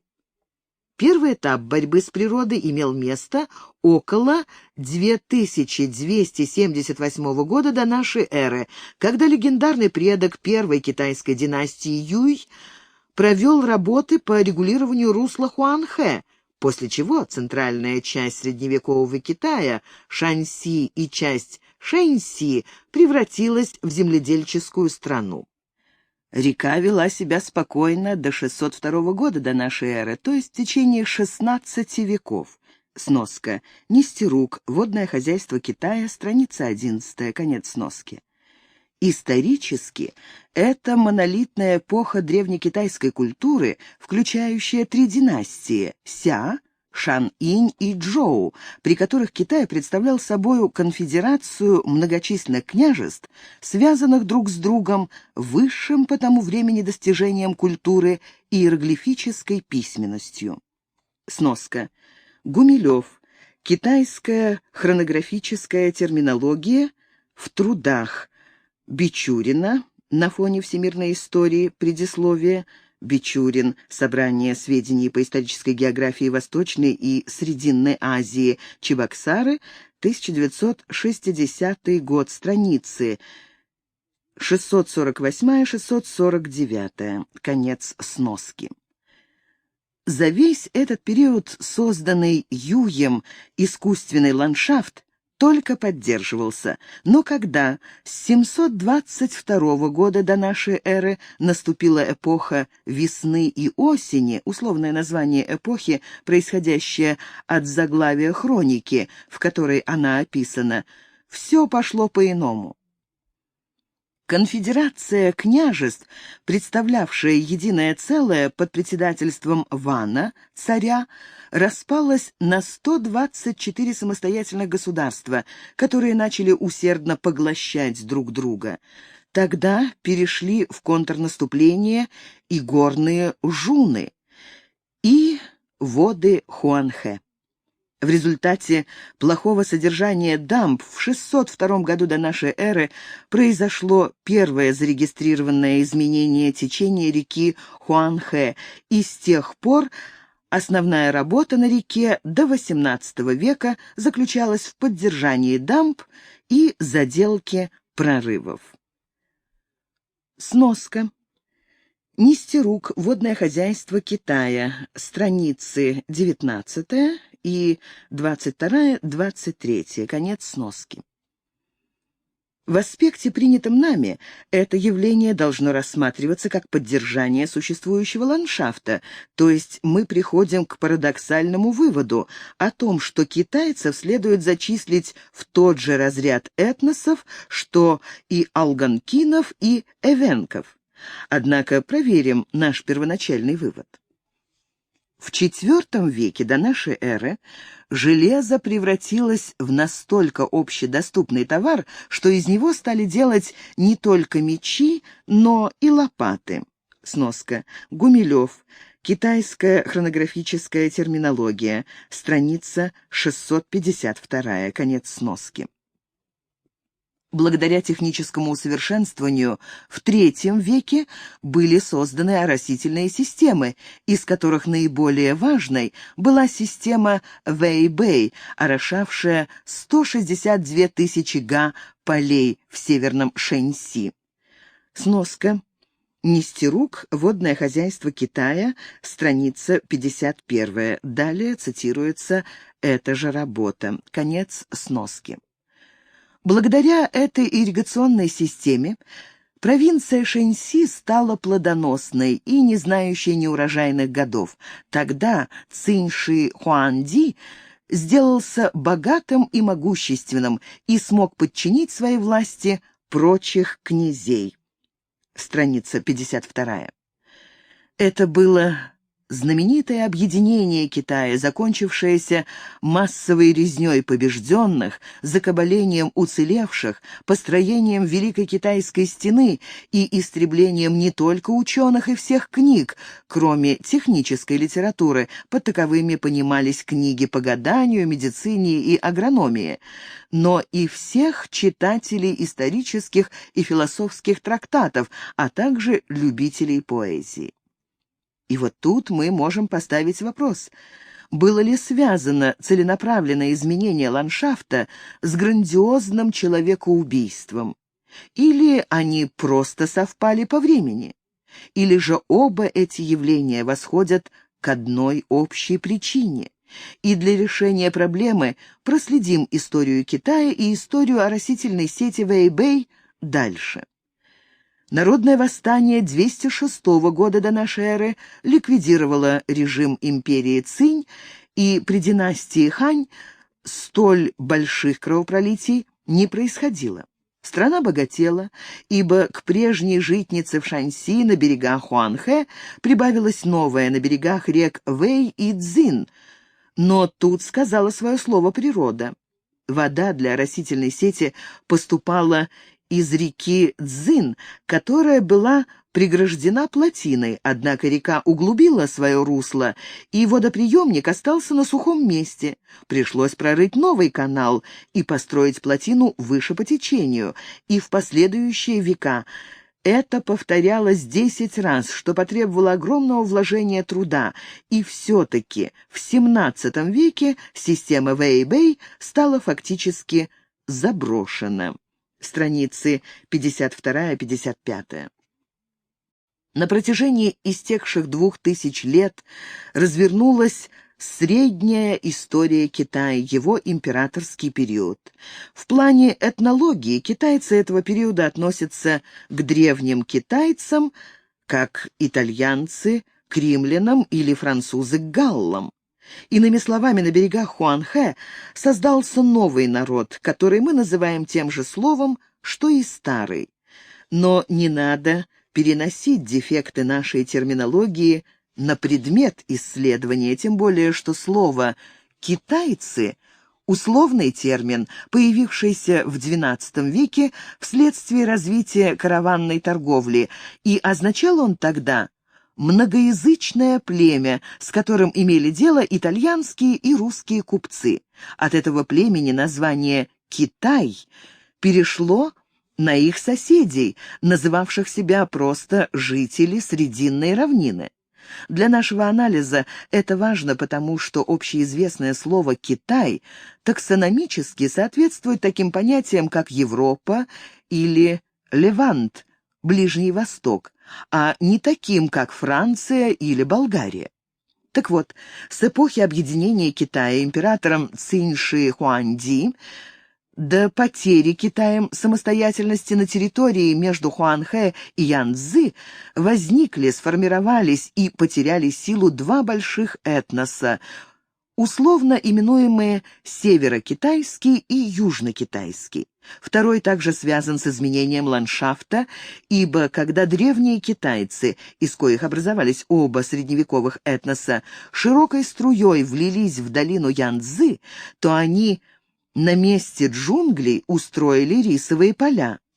Северные же китайцы на месте сухих степей создали орошенные пашни, и до тех пор, пока у них хватало энергии на поддержание растительной системы, они утверждали себя как самостоятельный народ и отражали, хотя и не всегда удачно, нападения иноземцев. Но в XVII веке ирригация перестала существовать, и в том же веке маньчжуры покорили Китай. Покорению предшествовало грандиозное крестьянское восстание, расшатавшее мощь империи Мин, но поднять крестьян на жестокую войну можно лишь тогда, когда сельское хозяйство находится в упадке. Действительно, потеря богатейших северо-западных пашен, занесенных песком после того, как были заилены каналы, ослабила сопротивляемость Китая и превратили империю Мин из агрессора в жертву. Возникновение и упадки. Теперь мы можем ответить на поставленные вопросы. Эпохи, в которых земледельческие народы создают искусственные ландшафты, относительно кратковременны. Совпадение их по времени с жестокими войнами не случайно. Но, разумеется, мелиорация земель не является поводом к кровопролитию. Утверждать подобное значило бы идти в направлении географического детерминизма дальше самого Монтескье. Однако в обоих параллельных явлениях есть черточка, которая является общей – способность этнического коллектива производить экстраординарные усилия. На что эти усилия направлены – другое дело. Цель в нашем аспекте не учитывается. Важно лишь, что когда способность к сверхнапряжению слабеет, то созданный ландшафт только поддерживается, а когда эта способность исчезает, восстанавливается этноландшафтное равновесие, то есть биоценоз данного биохора. Это бывает всегда и везде, независимо от масштабов произведенных перемен и от характера деятельности созидательного или хищнического. А если так, то мы натолкнулись на новое, до сих пор неучтенное явление. Изменение природы не результат постоянного воздействия на нее народов, а следствие кратковременных состояний в развитии самих народов, то есть процессов творческих, тех же самых, которые являются стимулом этногенеза. Проверим наш вывод на материале Древней Европы. На рубеже первого и второго тысячелетий до нашей эры Западную Европу захватили и населили воинственные народы, умевшие ковать железо – кельты, латины, ахейцы и другие. Они создали множество мелких земледельческих общин и, обработав девственную почву, видоизменили ландшафт. Почти 1000 лет в Европе не возникало больших государств, потому что каждое племя умело постоять за себя, и завоевание было делом трудным и невыгодным. Племена скорее давали себя перебить, чем соглашались подчиниться. Достаточно вспомнить, что ни Спарта, ни Афины не могли добиться власти над Элладой, а латинские и самнитские войны Рима проходили более тяжело, чем все последующие завоевания.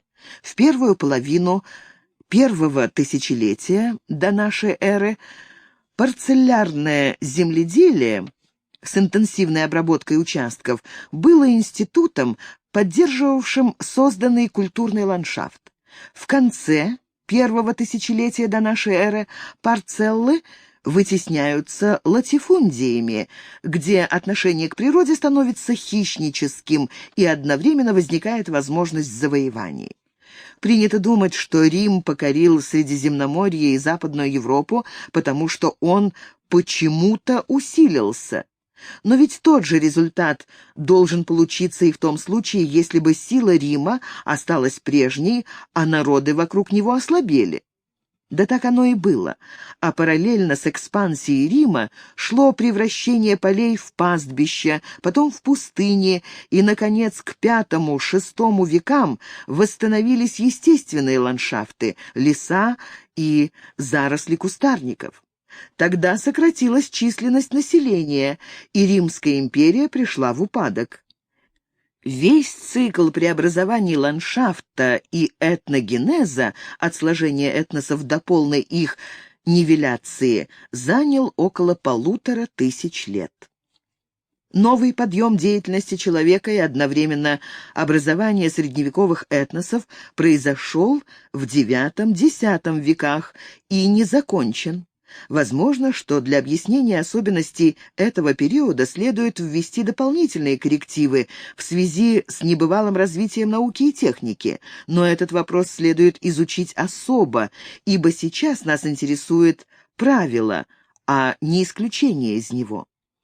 А теперь вернемся к индейцам и народам Сибири, потому что мы, наконец, можем ответить на поставленный ранее вопрос, почему охотники и земледельцы существуют рядом, не заимствуя друг у друга полезных навыков труда и быта. Ответ напрашивается сам. Очевидно, некогда предки тех и других пережили периоды освоения ландшафта и видоизменили его по-разному. Потомки же, сохраняя созданный предками статус, влачат на себе наследие прошлых эпох в виде традиции, которую не умеют и не хотят ломать. И даже когда нашествие англосаксов грозило индейцам физическим истреблением, они мужественно отстаивали свой образ жизни, хотя, отбросив его, имели все шансы смешаться с колонистами и не погибнуть. Вместе с тем ацтеки, находившиеся в состоянии, которое мы ранее охарактеризовали как творческое, не только пережили ужасный разгром, но и нашли в себе силы, чтобы ассимилировать часть завоевателей, и 300 лет спустя свергли испанское господство и основали республику Мексику, где индейский элемент играет первую роль. Конечно, соратники Хуареса не были копией сподвижников Монтесумы, но еще меньше походили они на солдат Кортеса. Мексиканцы – молодой народ, этногенез которого проходил на глазах историков, и этот народ, сложившийся в XVII-XVIII веках, весьма сильно изменил характер ландшафта путем разведения культурных растений и акклиматизации чуждых Америке животных – лошадей и коров. Этносы, не поддерживающие культурный ландшафт, а приспособляющиеся к восстанавливающемуся природному равновесию, принято называть дикими, что неверно. Отношение их к природе пассивное, они входят в биоценоз как верхнее завершающее их звено. Отношение этой последней группы этносов к природе удобно принять за исходный уровень отсчета. Если такие этносы оказываются на территории, населенной другим этносом, то они приспосабливаются к тому, чтобы существовать за его счет. Для них вмещающий этнос становится компонентом кормящего ландшафта. Такая коллизия возникла в недавнее время в Бразилии, где было обнаружено индейское племя Каражу, живущее охотой и собирательством. Кинокомпания снарядила туда экспедицию и хорошо заплатила индейцам за работу статистов. Кинореклама привлекала множество туристов, для которых были построены отели и бары. Вокруг расселились обслуга, полиция, врачи и тому подобное. В результате индейцы привыкли получать бесплатное питание и забыли навыки лесной охоты и собирательства. Они превратились в этнос-паразит, живущий за счет другого, более многочисленного и богатого этноса, который относится к ним как к игрушке. Но ведь как только мода на них пройдет, и их бросят на произвол судьбы, они вымрут, как погибают выпущенные на волю ручные животные, ибо они не могут выдержать конкуренции диких видов. Закон необратимости эволюции действует и в этнологии. Периодизация по фазам. Теперь мы можем обобщить наши наблюдения и представить их в виде схемы отношения этноса к природным, то есть ландшафтным условиям. По какой-то пока неясной причине появившийся на арене новый этнос, часто со старым названием, преображает ландшафт при помощи нового способа адаптации к природным условиям. Это происходит, как правило, в инкубационный период фазы подъема и не фиксируется в исторических источниках, кроме легенд. Историческая, описанная в источниках эпоха, включает при отсутствии внешнего смещения следующие фазы этногенеза. Первое. Явный период фазы подъема. Второе. Акматическую фазу, когда этнос предельно активен, а давление на ландшафт уменьшено. Третье. Фазу надлома, когда антропогенное давление максимально и деструктивно. Четвертое. Инерционную фазу, в которой идет накопление технических средств и идеологических ценностей. Ландшафт в это время поддерживается в том состоянии, в которое он был приведен ранее. Пятое. Фазу обскурации, во время которой нет забот ни о культуре, ни о ландшафте. После этого наступает фаза гомеостаза, когда идет взаимодействие остатков полуистребленного этноса с объединенным ландшафтом, возникшим на обломках погибшего культурного ландшафта, там, где на месте дубов выросли лопухи, среди которых играют в прятки правнуки завоевателей и дети разбойников. В эту эпоху отношение этноса персистента к природе становится одновременно потребительским и охранительным, но, увы, как то, так и другое диктуется традицией, а не волевым сознательным решением. И так до тех пор, пока новый этнос вновь не преобразует ландшафт, видимо, этногенез не единое глобальное явление, а множество самостоятельных этногенезов в тех или иных районах. Как и во всех комплексных природных явлениях, границы фаз в этногенезе не являются линейными и абсолютно точными. Они в той или иной степени размыты. Но некоторая неопределенность границ не снижает необходимости при дальнейшем изучении конкретных этногенезов характеризовать начало и концы фаз определенными историческими вехами, памятуя, однако, что даты этих вех условны и характеризуют лишь типичные переломные моменты. Но если мы оторвемся от сопоставления этносов с ландшафтами и будем рассматривать их как исторические целостности, то мы обнаружим ту же самую картину постепенной смены фаз, только в другой системе отсчета. Это показывает, что мы на верном пути, поэтому, забегая вперед, дадим схему фаз этногенеза, которая в дальнейшем будет очень нужна. И пусть читателя не смущает, что мы пока отвечаем на вопрос «как?», а не «почему?». Описание феномена всегда предшествует его объяснению, если последнее не предвзято, чего следует всемерно избегать. Итак, вначале протекает инкубационный период формирования нового этноса, обычно не оставляющий заметных следов в истории. Это пусковой механизм, не всегда приводящий к возникновению нового этноса, потому что возможен внезапный обрыв процесса посторонней силой. В какой-то момент на исторической арене появляется установимая исторически группа людей или консорция, быстро развивающаяся и формирующая свое этническое лицо и самосознание – «мы и не мы» или «мы и другие». Наконец, она облекается в соответствующую времени социальную форму и выходит на широкую историческую арену, часто начиная территориальную экспансию. Оформление этносоциальной системы знаменует конец инкубационного периода фазы подъема. Сформировавшийся этнос может либо погибнуть, либо пережить, подобно, например, римскому или византийскому, относительно долгий период перипетий, историческое существование. Этот период, как и в случае с ландшафтами, включает в себя явный пассионарный подъем, акматическую фазу, фазу надлома, инерции и обскурации. Акматическая фаза особенно часто является весьма пестрой и разнородной по характеру, доминантом и интенсивности протекающих этнических процессов. Фазы этногенеза, связанные с процессом упрощения этнической системы, надлом, инерция и в меньшей степени обскурация, часто нарушаются обратными процессами этнической регенерации.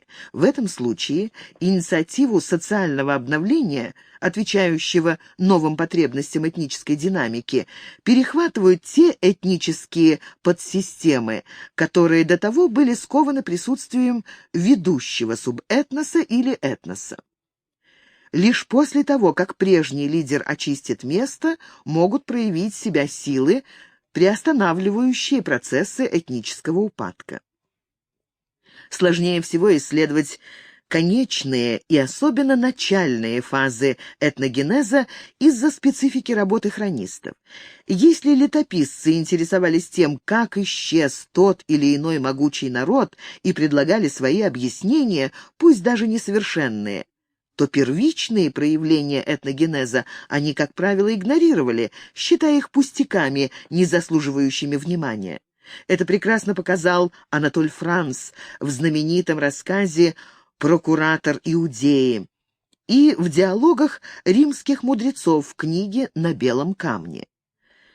Легко заметить, что для спонтанного развития общества процессы этногенезов являются фоном, ибо они коррелируют друг с другом. Наука истории фиксирует именно эту постоянную корреляцию, а для этнологии необходимо сначала провести анализ, то есть расчленение стимулов природных и социальных, а затем уже возможен синтез, к которому мы стремимся. Но прежде чем достичь этой цели, необходимо преодолеть еще одно препятствие, пожалуй, еще более трудное, чем те, которые остались позади. Климатические изменения в отдельных странах проходят в историческом времени, исчисляясь несколькими столетиями. Ландшафт этих стран, естественно, меняется, что всегда отражается на хозяйстве, а тем самым и на жизни этноса. Так не является ли эта динамика природных условий причиной образования новых этносов? Это решение соблазнительно, ибо просто и легко снимает многие сложности. Но все ли?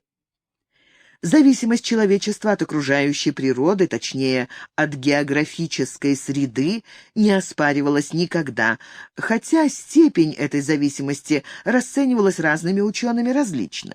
Но в любом случае хозяйственная жизнь народов, населяющих и населявших землю, тесно связана с ландшафтами и климатом населенных территорий.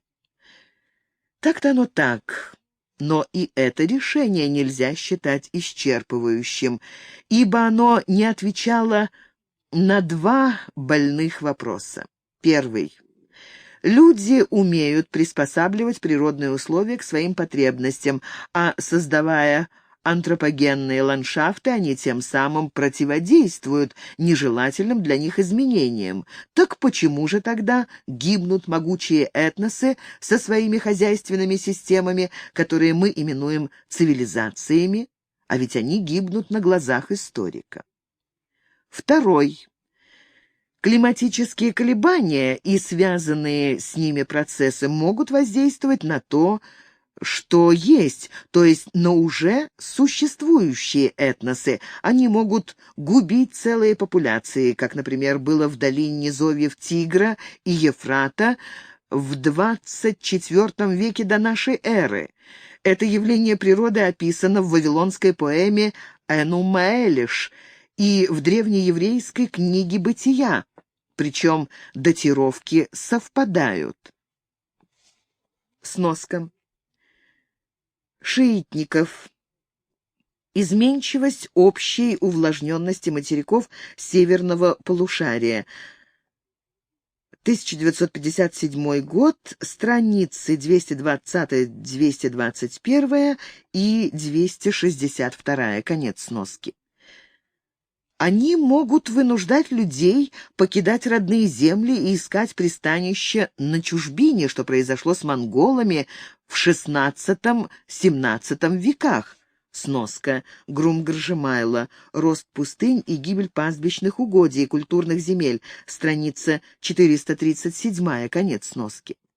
Но они бессильны против того, чего еще нет. Они не могут создавать новый этнос, который бы сотворил новый искусственный ландшафт. Следовательно, наша задача решена лишь частично, и нам следует вернуться к тому, не как, а кем создается новое место развития, ибо тем самым мы приблизимся к разгадке возникновения этносов.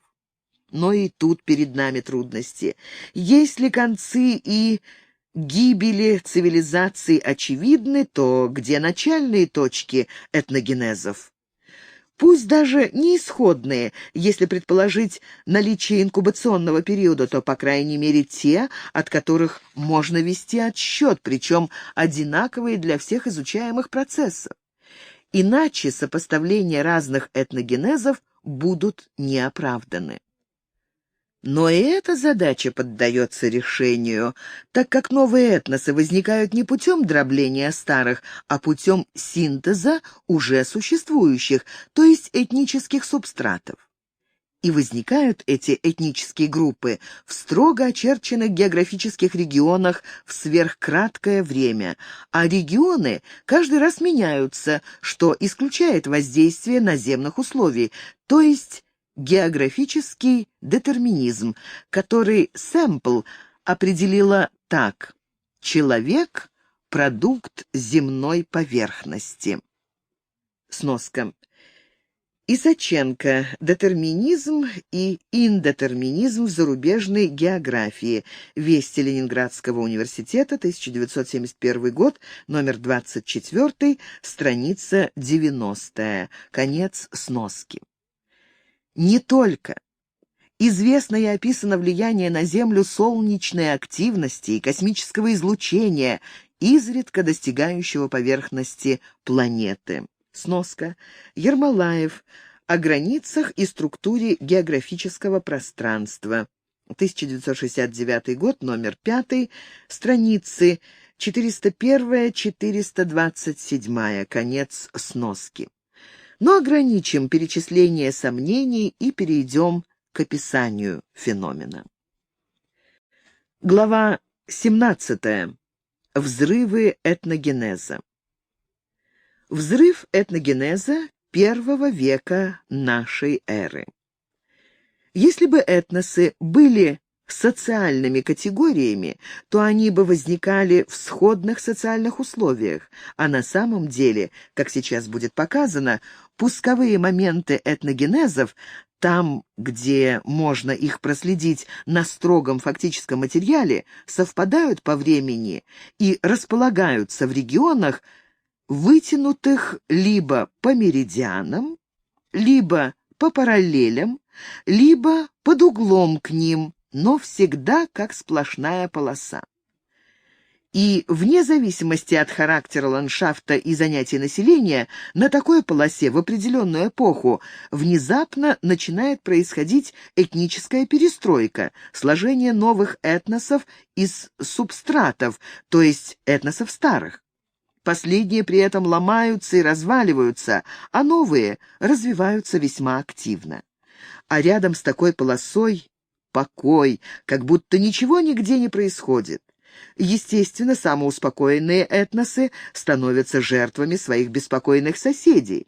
Остается непонятным другое, откуда такая исключительность в положении зон начал этногенезов, и почему каждый раз процесс начинается на новом месте, как будто кто-то хлещет плетью шар земной, а к рубцу приливает кровь, и он воспаляется. Но прежде чем ответить на поставленный вопрос, посмотрим, как это происходит, чтобы объяснение феномена соответствовало его описанию. В первом веке Римская и Парфянская империи находились в этническом оскудении. Народонаселение сокращалось, добродетель предавалась забвению, ранее широко распространенная культура превращалась в достояние узких специалистов. С этого времени экономика стала строиться на хищническом отношении к природным богатствам, а площадь запашки уменьшилась.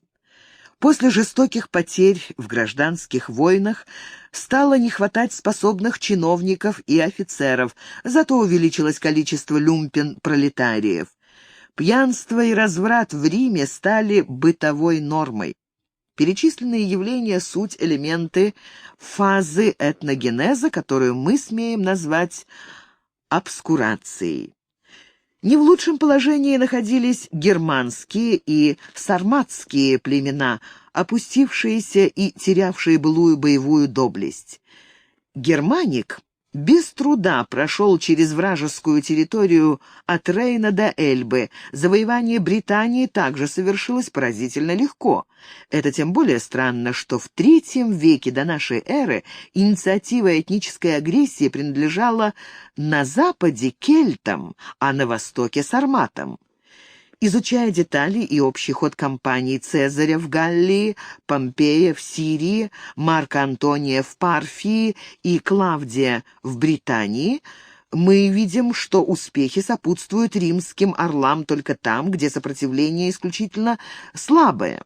Парфия была страна бедная, и династия Аршакидов не пользовалась популярностью в Иране, потому что считалась туранской, и тем не менее она удержала границу по Евфрату. А когда римские легионеры столкнулись с китайскими арбалетчиками у Таласа в 36 году до нашей эры, то те перестреляли римлян, не потеряв ни одного бойца. Сноска. Подробнее об этом в работе Лев Гумилев, Хунну, страницы 171-173, конец сноски. Поэтому можно заключить, что римляне побеждали варваров лишь потому, что варвары слабели быстрее римлян. Но во II веке процесс всеобщей обскурации был нарушен. На широкой полосе между 20 градусами и 40 градусами восточной долготы началась активная деятельность дотоле инертных народов. Первыми выступили даки, но неудачно. Они были начисто перебиты легионерами Трояна. Затем проявили повышенную активность иллирийцы, которые активно пополняли римскую армию и посадили на престол Цезарей своих предводителей северов. Почти весь III век этот маленький народ был гегемоном Римской империи, но надорвался от перенапряжения, и потомки его превратились в разбойников-арнаутов. Больше повезло готам, быстро покорившим огромную территорию от устьев Вислы до берегов Черного моря и простершим набеги до побережья моря Эгейского. И даже после поражения, нанесенного им гуннами, готы нашли в себе силу для завоевания Италии, Испании и на короткое время господства во Влахернском дворце Константинополя.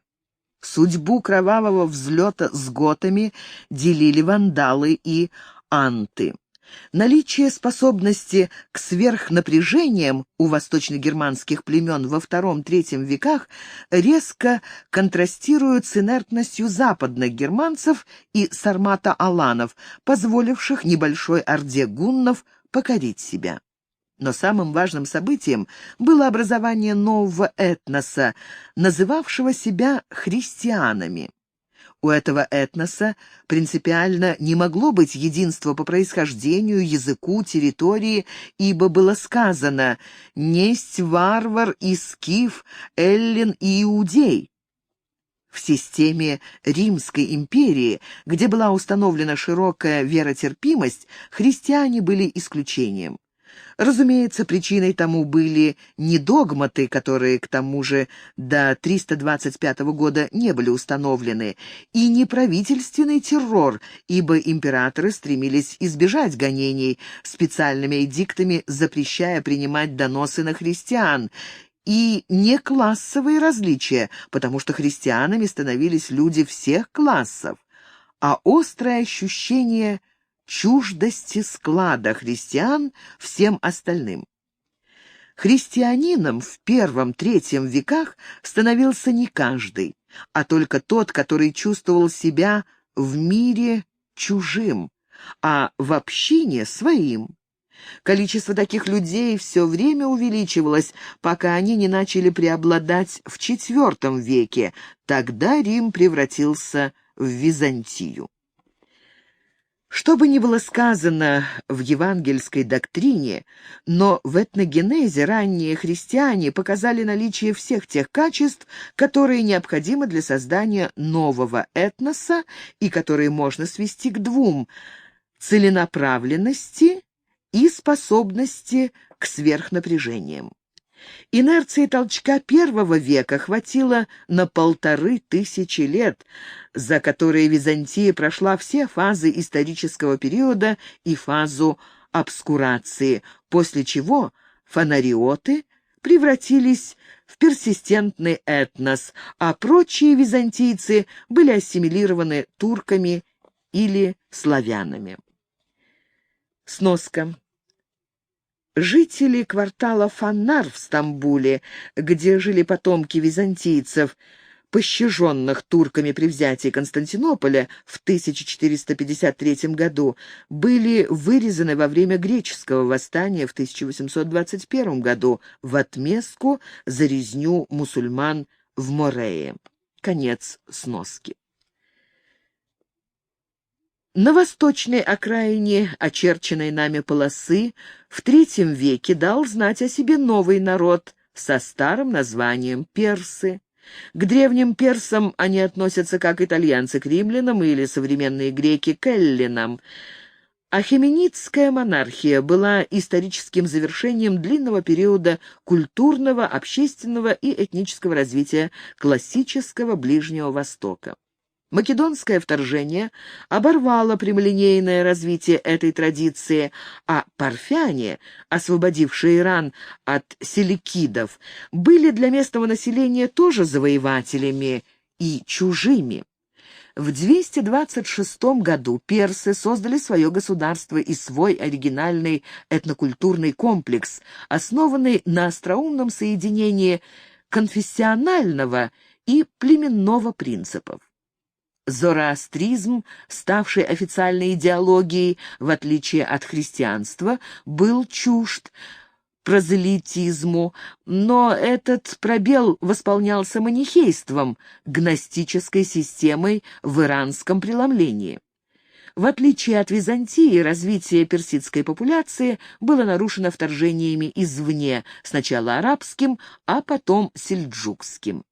Последнее, собственно, персидское государство, Саманидское царство, пало в 999 году, и после этого иранская культурная традиция постепенно исчезла, а персидский этнос вошел в систему так называемой мусульманской культуры и снова переоформился, сохранив от древнего стереотипа поведения только названия и некоторые черты быта.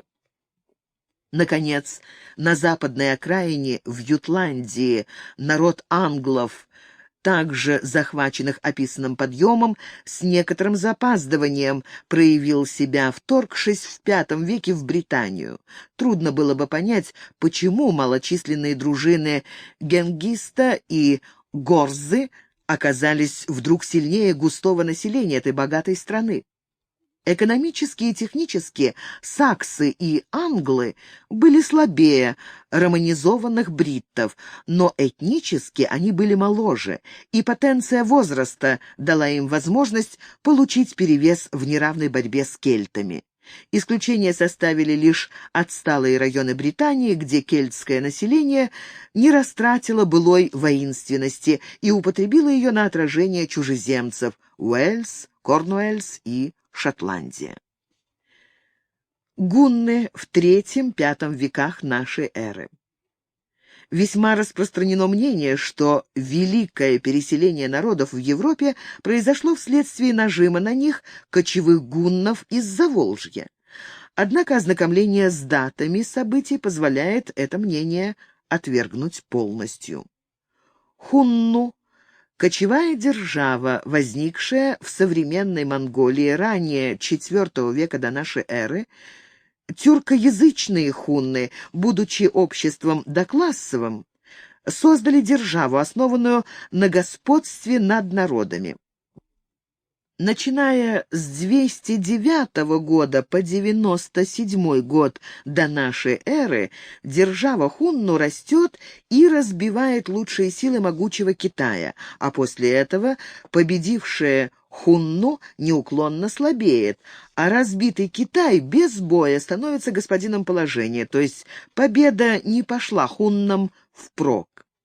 В I веке нашей эры хунны освободились из-под власти Китая, но распались на 4 ветви, одна из коих, наиболее неукротимая и свободолюбивая, отбиваясь от наседавших со всех сторон врагов, в 155-158 годах скрылась на западе Великой степи, перемешалась с уграми Волго-Уральского междуречья и превратилась за 200 лет в восточноевропейский этнос, который во избежание путаницы принято называть гуннами.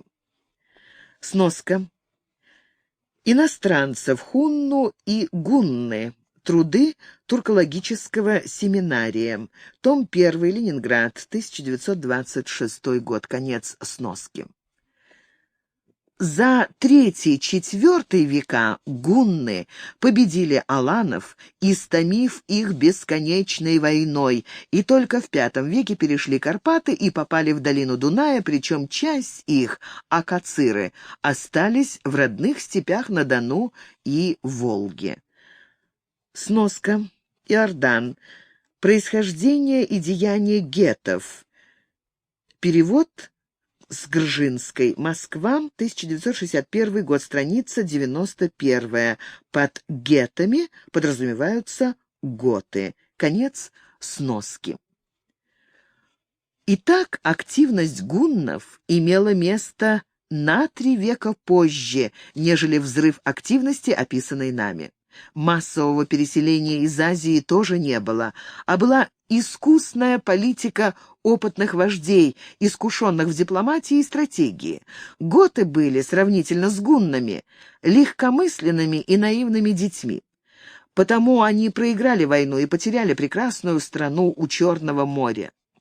Причерноморские степи были во II-IV веках вторым после Египта источником хлеба для Константинополя. Значит, в аланских степях и речных долинах земледелие имело место.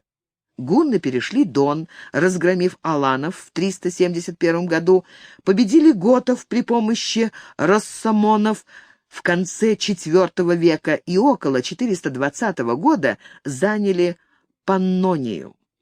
Следовательно, все пребывание гунской орды в южных степях укладывается меньше, чем в полвека.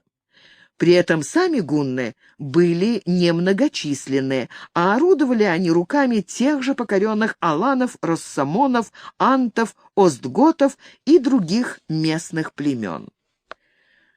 Сноска. Гумилев. Некоторые вопросы истории хуннов.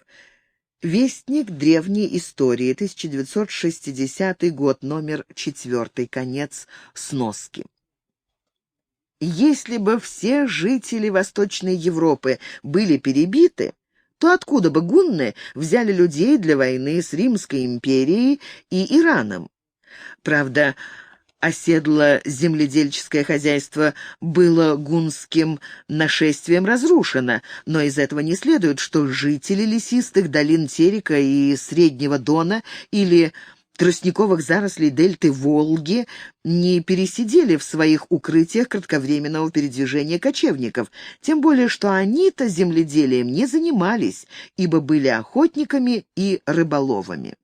Даже аланы жили в степях Северного Кавказа и Дона до X века, что характеризует стабильность Восточной Европы в то самое время, когда в Центральной Европе шли интенсивные этнические процессы. Важно также отметить, что успехи гуннов совпали с кульминацией временного усыхания степи, подорвавшего аланское земледелие и ослабившего тем самым военную силу аланов. Сноска. Гумилев. Истоки ритма кочевой культуры. Народы Азии и Африки. 1968 год, номер 3. Конец сноски. Гунны же, привыкшие к засушливым условиям, пострадали от засухи меньше, что и обусловило их победу в войне, которая велась ими со 160 по 370 год без решающих успехов. Но как только засушливое время кончилось, кончилось и преобладание гуннов. В VI веке в степях восстановилось старое соотношение сил, но место гуннов заняли болгары, а место алан — хазары. И, наконец, самое главное, гунны, как и азиатские хунны, не были молодым народом. Их история последовательно прослеживается от великих реформ их вождя Моде, захватившего власть путем отцеубийства в 209 году до нашей эры. Обратимся к сравнительному методу. Хунская держава просуществовала от момента основания, 209 год до нашей эры, до момента смещения, 48 год нашей эры, 257 лет. Франция возникла на обломках Каролингской империи в 843 году, 1100 год, 843 плюс 257, эпоха самого мрачного феодализма. Хунны за тот же срок сделали для культуры больше, чем французы. Сноска. Гумилев. Хунну. Конец сноски. Родовая держава хунну не единственный случай в мировой истории, когда доклассовое общество создает мощную организацию. Военные предприятия широкого размаха немыслимы без координации сил, а мы знаем о грандиозных походах, совершенных кельтами в первом тысячелетии до нашей эры, о арийском завоевании Индии во втором тысячелетии до нашей эры, об образовании державы Нагуа в Анауаке в XI веке, еще до того, как у них возник институт патриархального рабства, и, наконец, о державе Амаузлу в Южной Африке в XIX веке, а также об очень на нее похожем древнетюркском этносе и даже о дочингисовских монголах в XII веке. Сноски. Кинжалов, Белов, падение Теночтилана. Ленинград, 1956 год, страницы 130-136. Гумилев, древние тюрки, Москва, 1967 год. Гумилев, поиски вымышленного царства, Москва, 1970 год. Конец сносок. Взрыв этногенеза в VI веке нашей эры. Аналогичными по характеру и результатам были события VII века в Центральной Аравии. Вокруг пророка Мухаммеда возникла община воинственных последователей, сломившая былые родоплеменные отношения и создавшая новый стереотип поведения. Разрозненные племена бедуинов и йеменцев даже приняли новый этноним – арабы. У соседних народов в то время, персов, сирийцев и египтян, подобного подъема активности не было. На той же широте в долине Инда в то же время сложился новый народ раджпуты, потомки смешавшихся местных и пришлых этнических элементов. Сноска. Раджпуты — потомки от смешанных браков саков, кушанов и эфталитов с аборигенами долины Инда. Конец сноски. Раджпуты сокрушили наследников деспотии Гупта после того, как пресеклась династия, буддийскую общину и всех, кто поддерживал старые порядки. Сноска. История Индии в средние века под редакцией Аллаева. Москва, 1968 год, страницы 76-83. Конец сноски. На развалинах они создали индуистскую теократию и систему мелких княжеств, крайне децентрализованную и только потому не сумевшую дать отпор мусульманскому вторжению, нарушившему прямолинейность инерции этногенеза. Но ведь для нас важен не политический успех изучаемой системы, а наличие этногенетического признака, способности к сверхнапряжениям, которое присутствовало у раджпутов в огромной мере.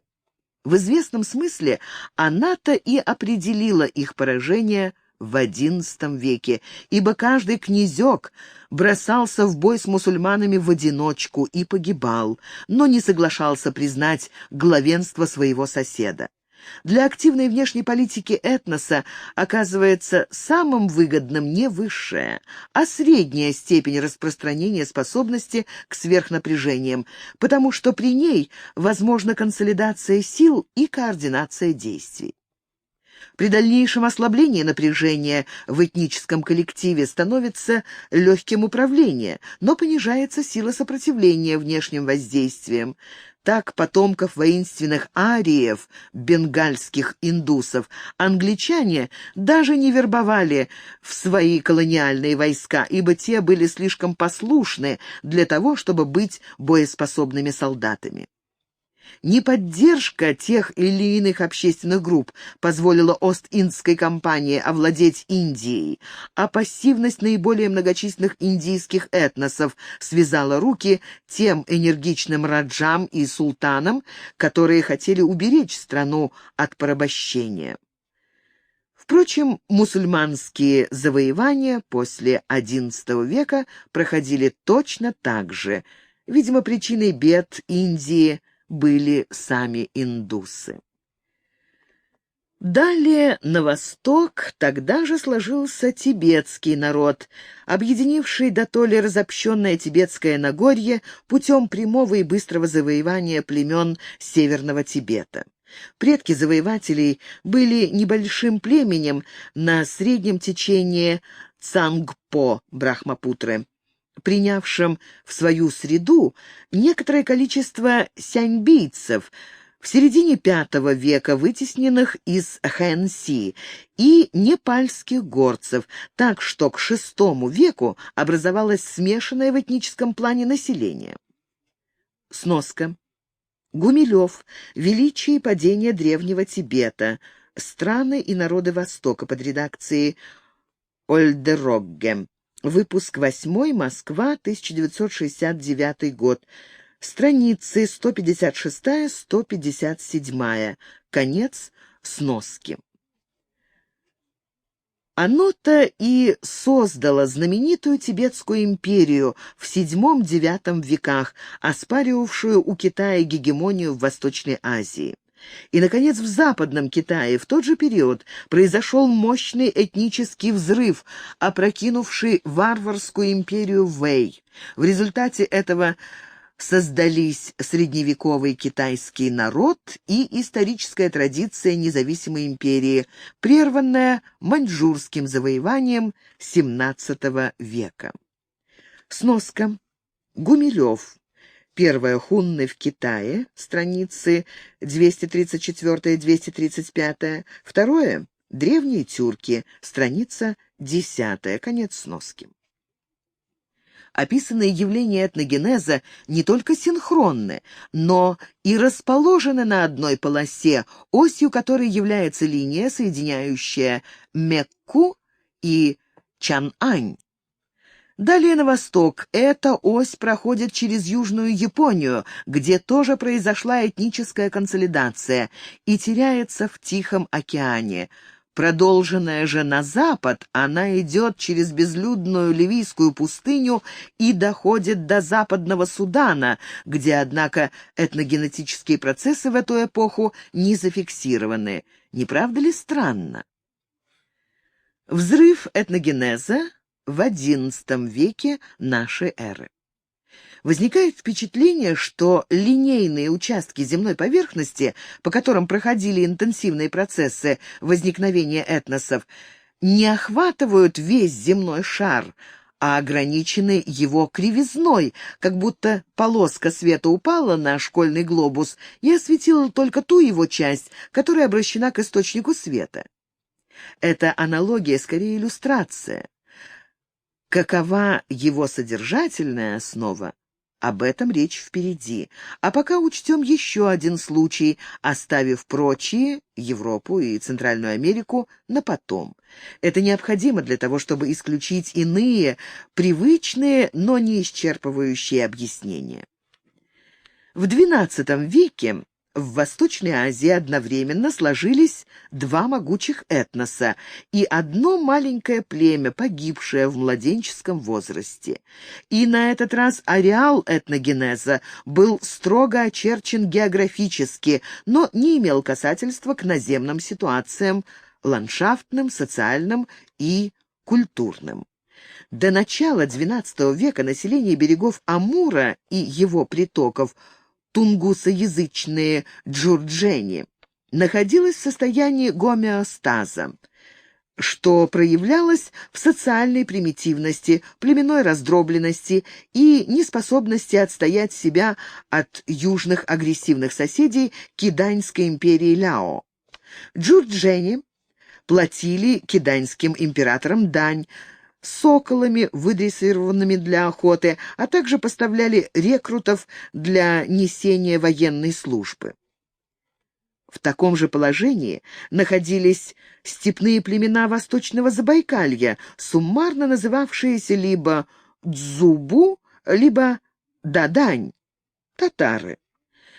Цивилизованные кидане расправлялись с ними так же, как в XIX веке североамериканские колонисты с индейцами прерий. Но уже в 1115 году все изменилось. Джурджени восстали и к 1126 году сокрушили империю Ляо. Направлением их этногенеза, то есть этнической доминантой, стала консолидация племени. Это позволило бывшему племенному вождю Агуде создать империю, названную Золотой. У кочевников доминанта была иной. Из племен выделились отдельные витязи, люди длинной воли, которые сначала очень бедствовали, но в конце XII века обрели вождя по имени Темуджин, которого они нарекли Чингисом и избрали ханом. В жестокой гражданской войне люди длинной воли сокрушили племенной строй и создали монгольский улус, в котором побежденные и победители объединились и слились в единый этнос. Наконец, у южных берегов Байкала проявило себя воинственное племя меркитов. Кто такие меркиты по происхождению не установлено. Они не монголы и не тюрки, а, скорее всего, самодийцы.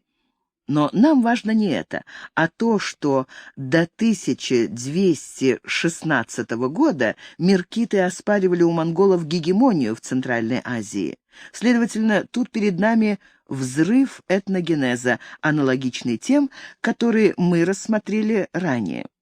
Существенно, что ареал этого взрыва этногенеза очерчен столь же четко, как и у предшествовавших ему. Не были затронуты ни эвенки, ни якуты на севере, ни корейцы, китайцы и тангуты на юге. На западе ареал выклинился у южной оконечности Байкала, не коснувшись ойратов и куманов, половцев, живших, подобно монголам, кочевым бытом. Можно думать, что перед нами оконечности ареала, а основная его часть пришлась на территорию Тихого океана. Если так, а для возражений нет оснований, то этногенетические взрывы или толчки – явление, неотделимое от физической географии. История только фиксирует их, подобно тому, как климатолог фиксирует перемещение циклонов и муссонов, а историко-географ – миграции кочевников Евразии. И теперь очевидно, что проявление активности степных и лесных этносов Евразии, не всегда связанные с климатическими колебаниями, но поражавшие воображение средневековых хронистов, являются результатами взрывов этногенеза. Это и только это роднит монгольский взлет с великим переселением народов, торжеством византийского православия над древнеримским язычеством и проповедью ислама путем священных войн, образованием тибетского царства, подвигами раджпутов и блеском двора императоров династии Тан. И, видимо, подобные толчки или взрывы, локализованные на определенных территориях, дали начало великим этносам древности, исходные периоды которых не освещены источниками в той степени, как в средние века. После того, как мы уловили в разнообразных явлениях элемент сходства, объяснить их различия крайне просто. Одинаковые импульсы в разных условиях внешней среды должны проявляться по-разному.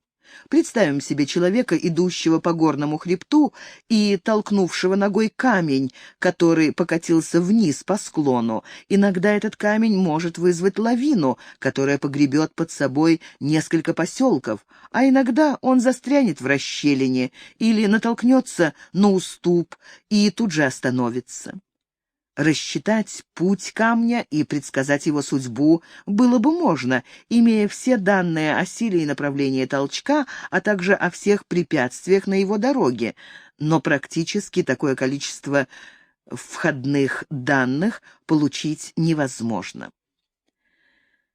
Это наглядная иллюстрация судьбы этногенетического толчка, где роль препятствий, изменяющих развитие процесса, играют многие явления. Социальные условия, сложившиеся за минувшие века, накопившаяся и унаследованная от предков культура, географическая среда региона, этническое окружение, включая международные связи, политические расчеты и интриги современников. Но все они набирают мощь лишь тогда, когда в этносистему поступает энергия, преобразующая ее и позволяющая совершать великие дела. Что это за энергия? Определив ее характер, мы решим проблему этногенеза.